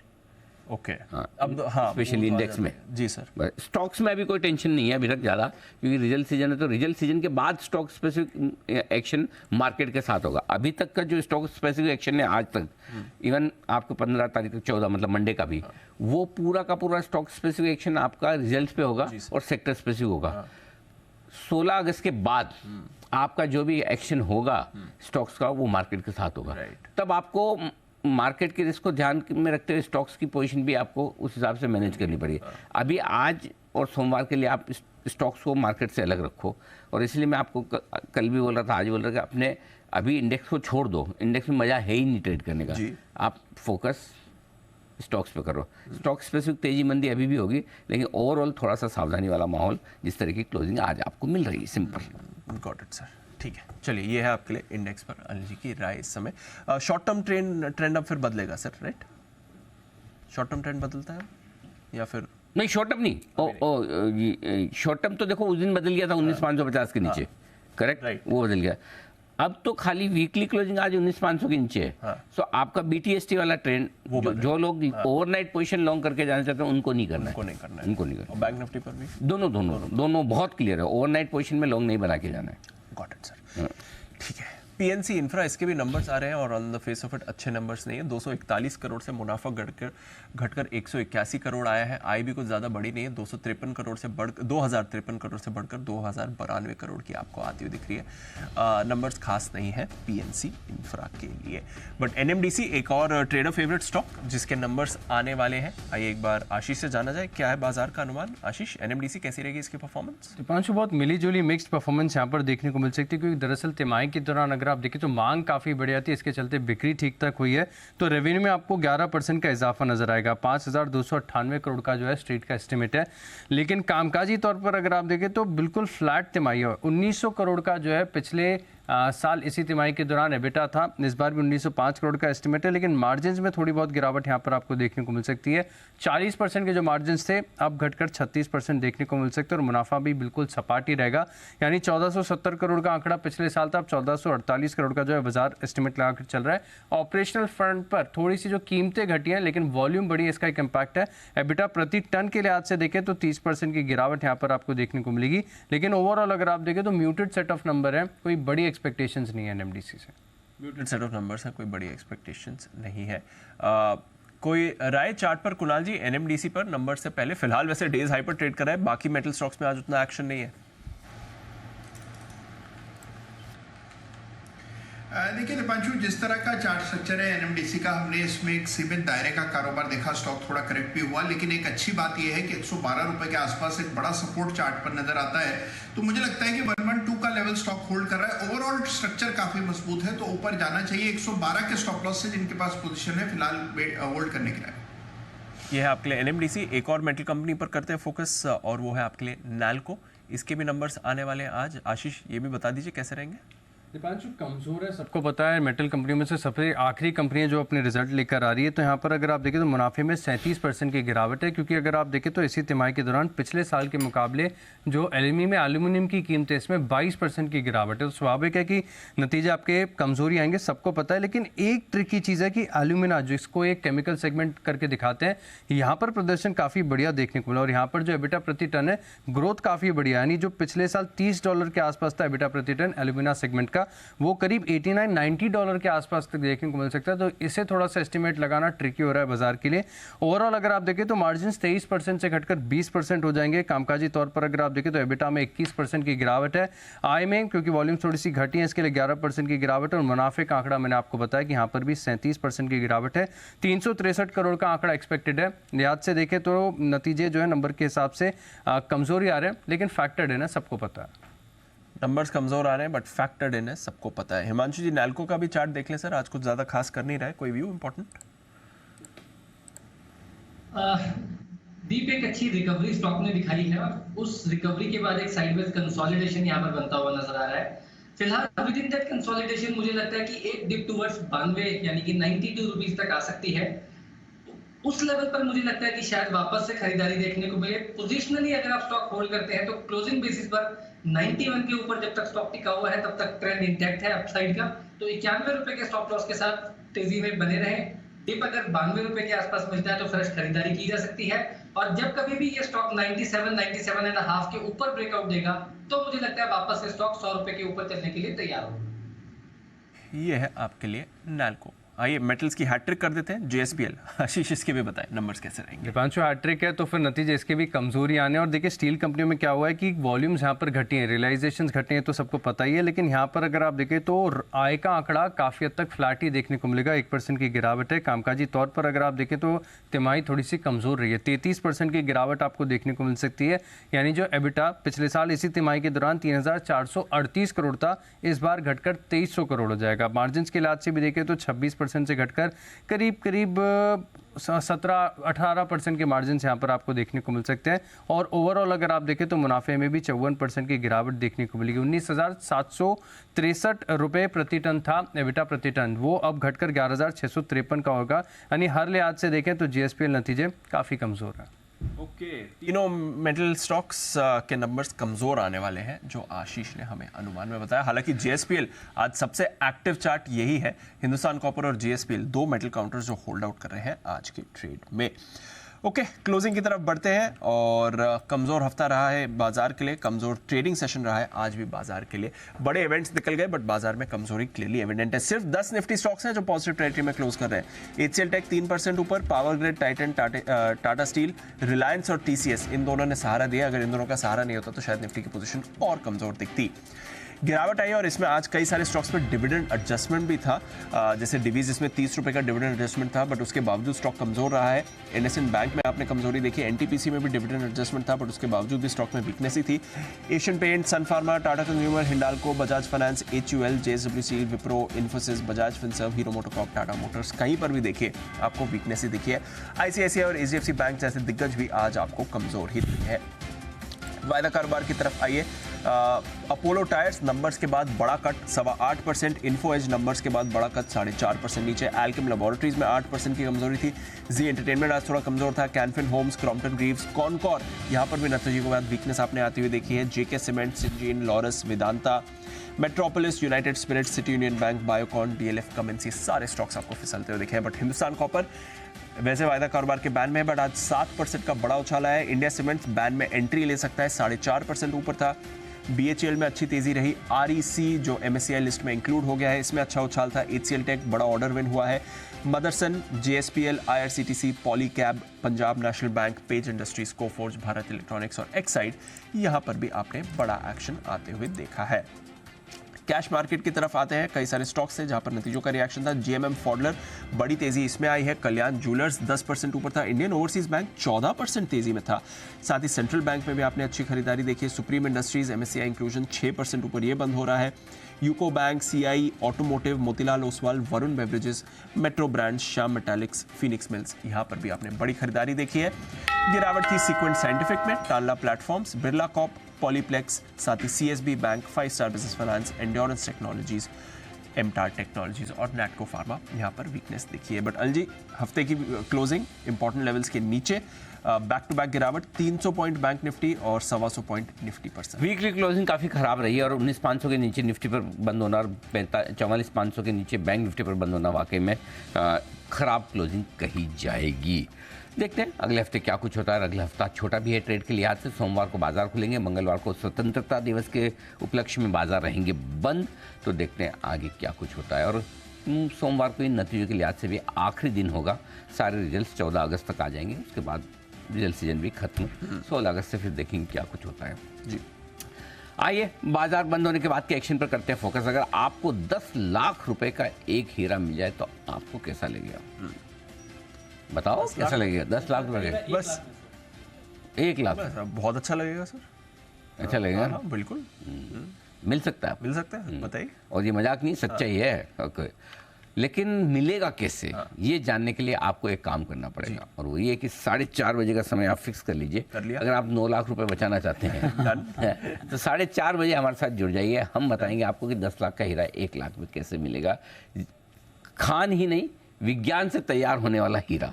अब तक खान से निकलता था, अब विज्ञान से निकल रहा है। हाँ, तो ये सस्ता हीरा कैसे, कब बनता है, कहाँ से मिलता है, और असली नकली तो नहीं कहेंगे, ये लैब ग्रोन डायमंड है। अच्छा। और एक ओरिजिनल जो माइन से, हाँ नेचुरल डायमंड है।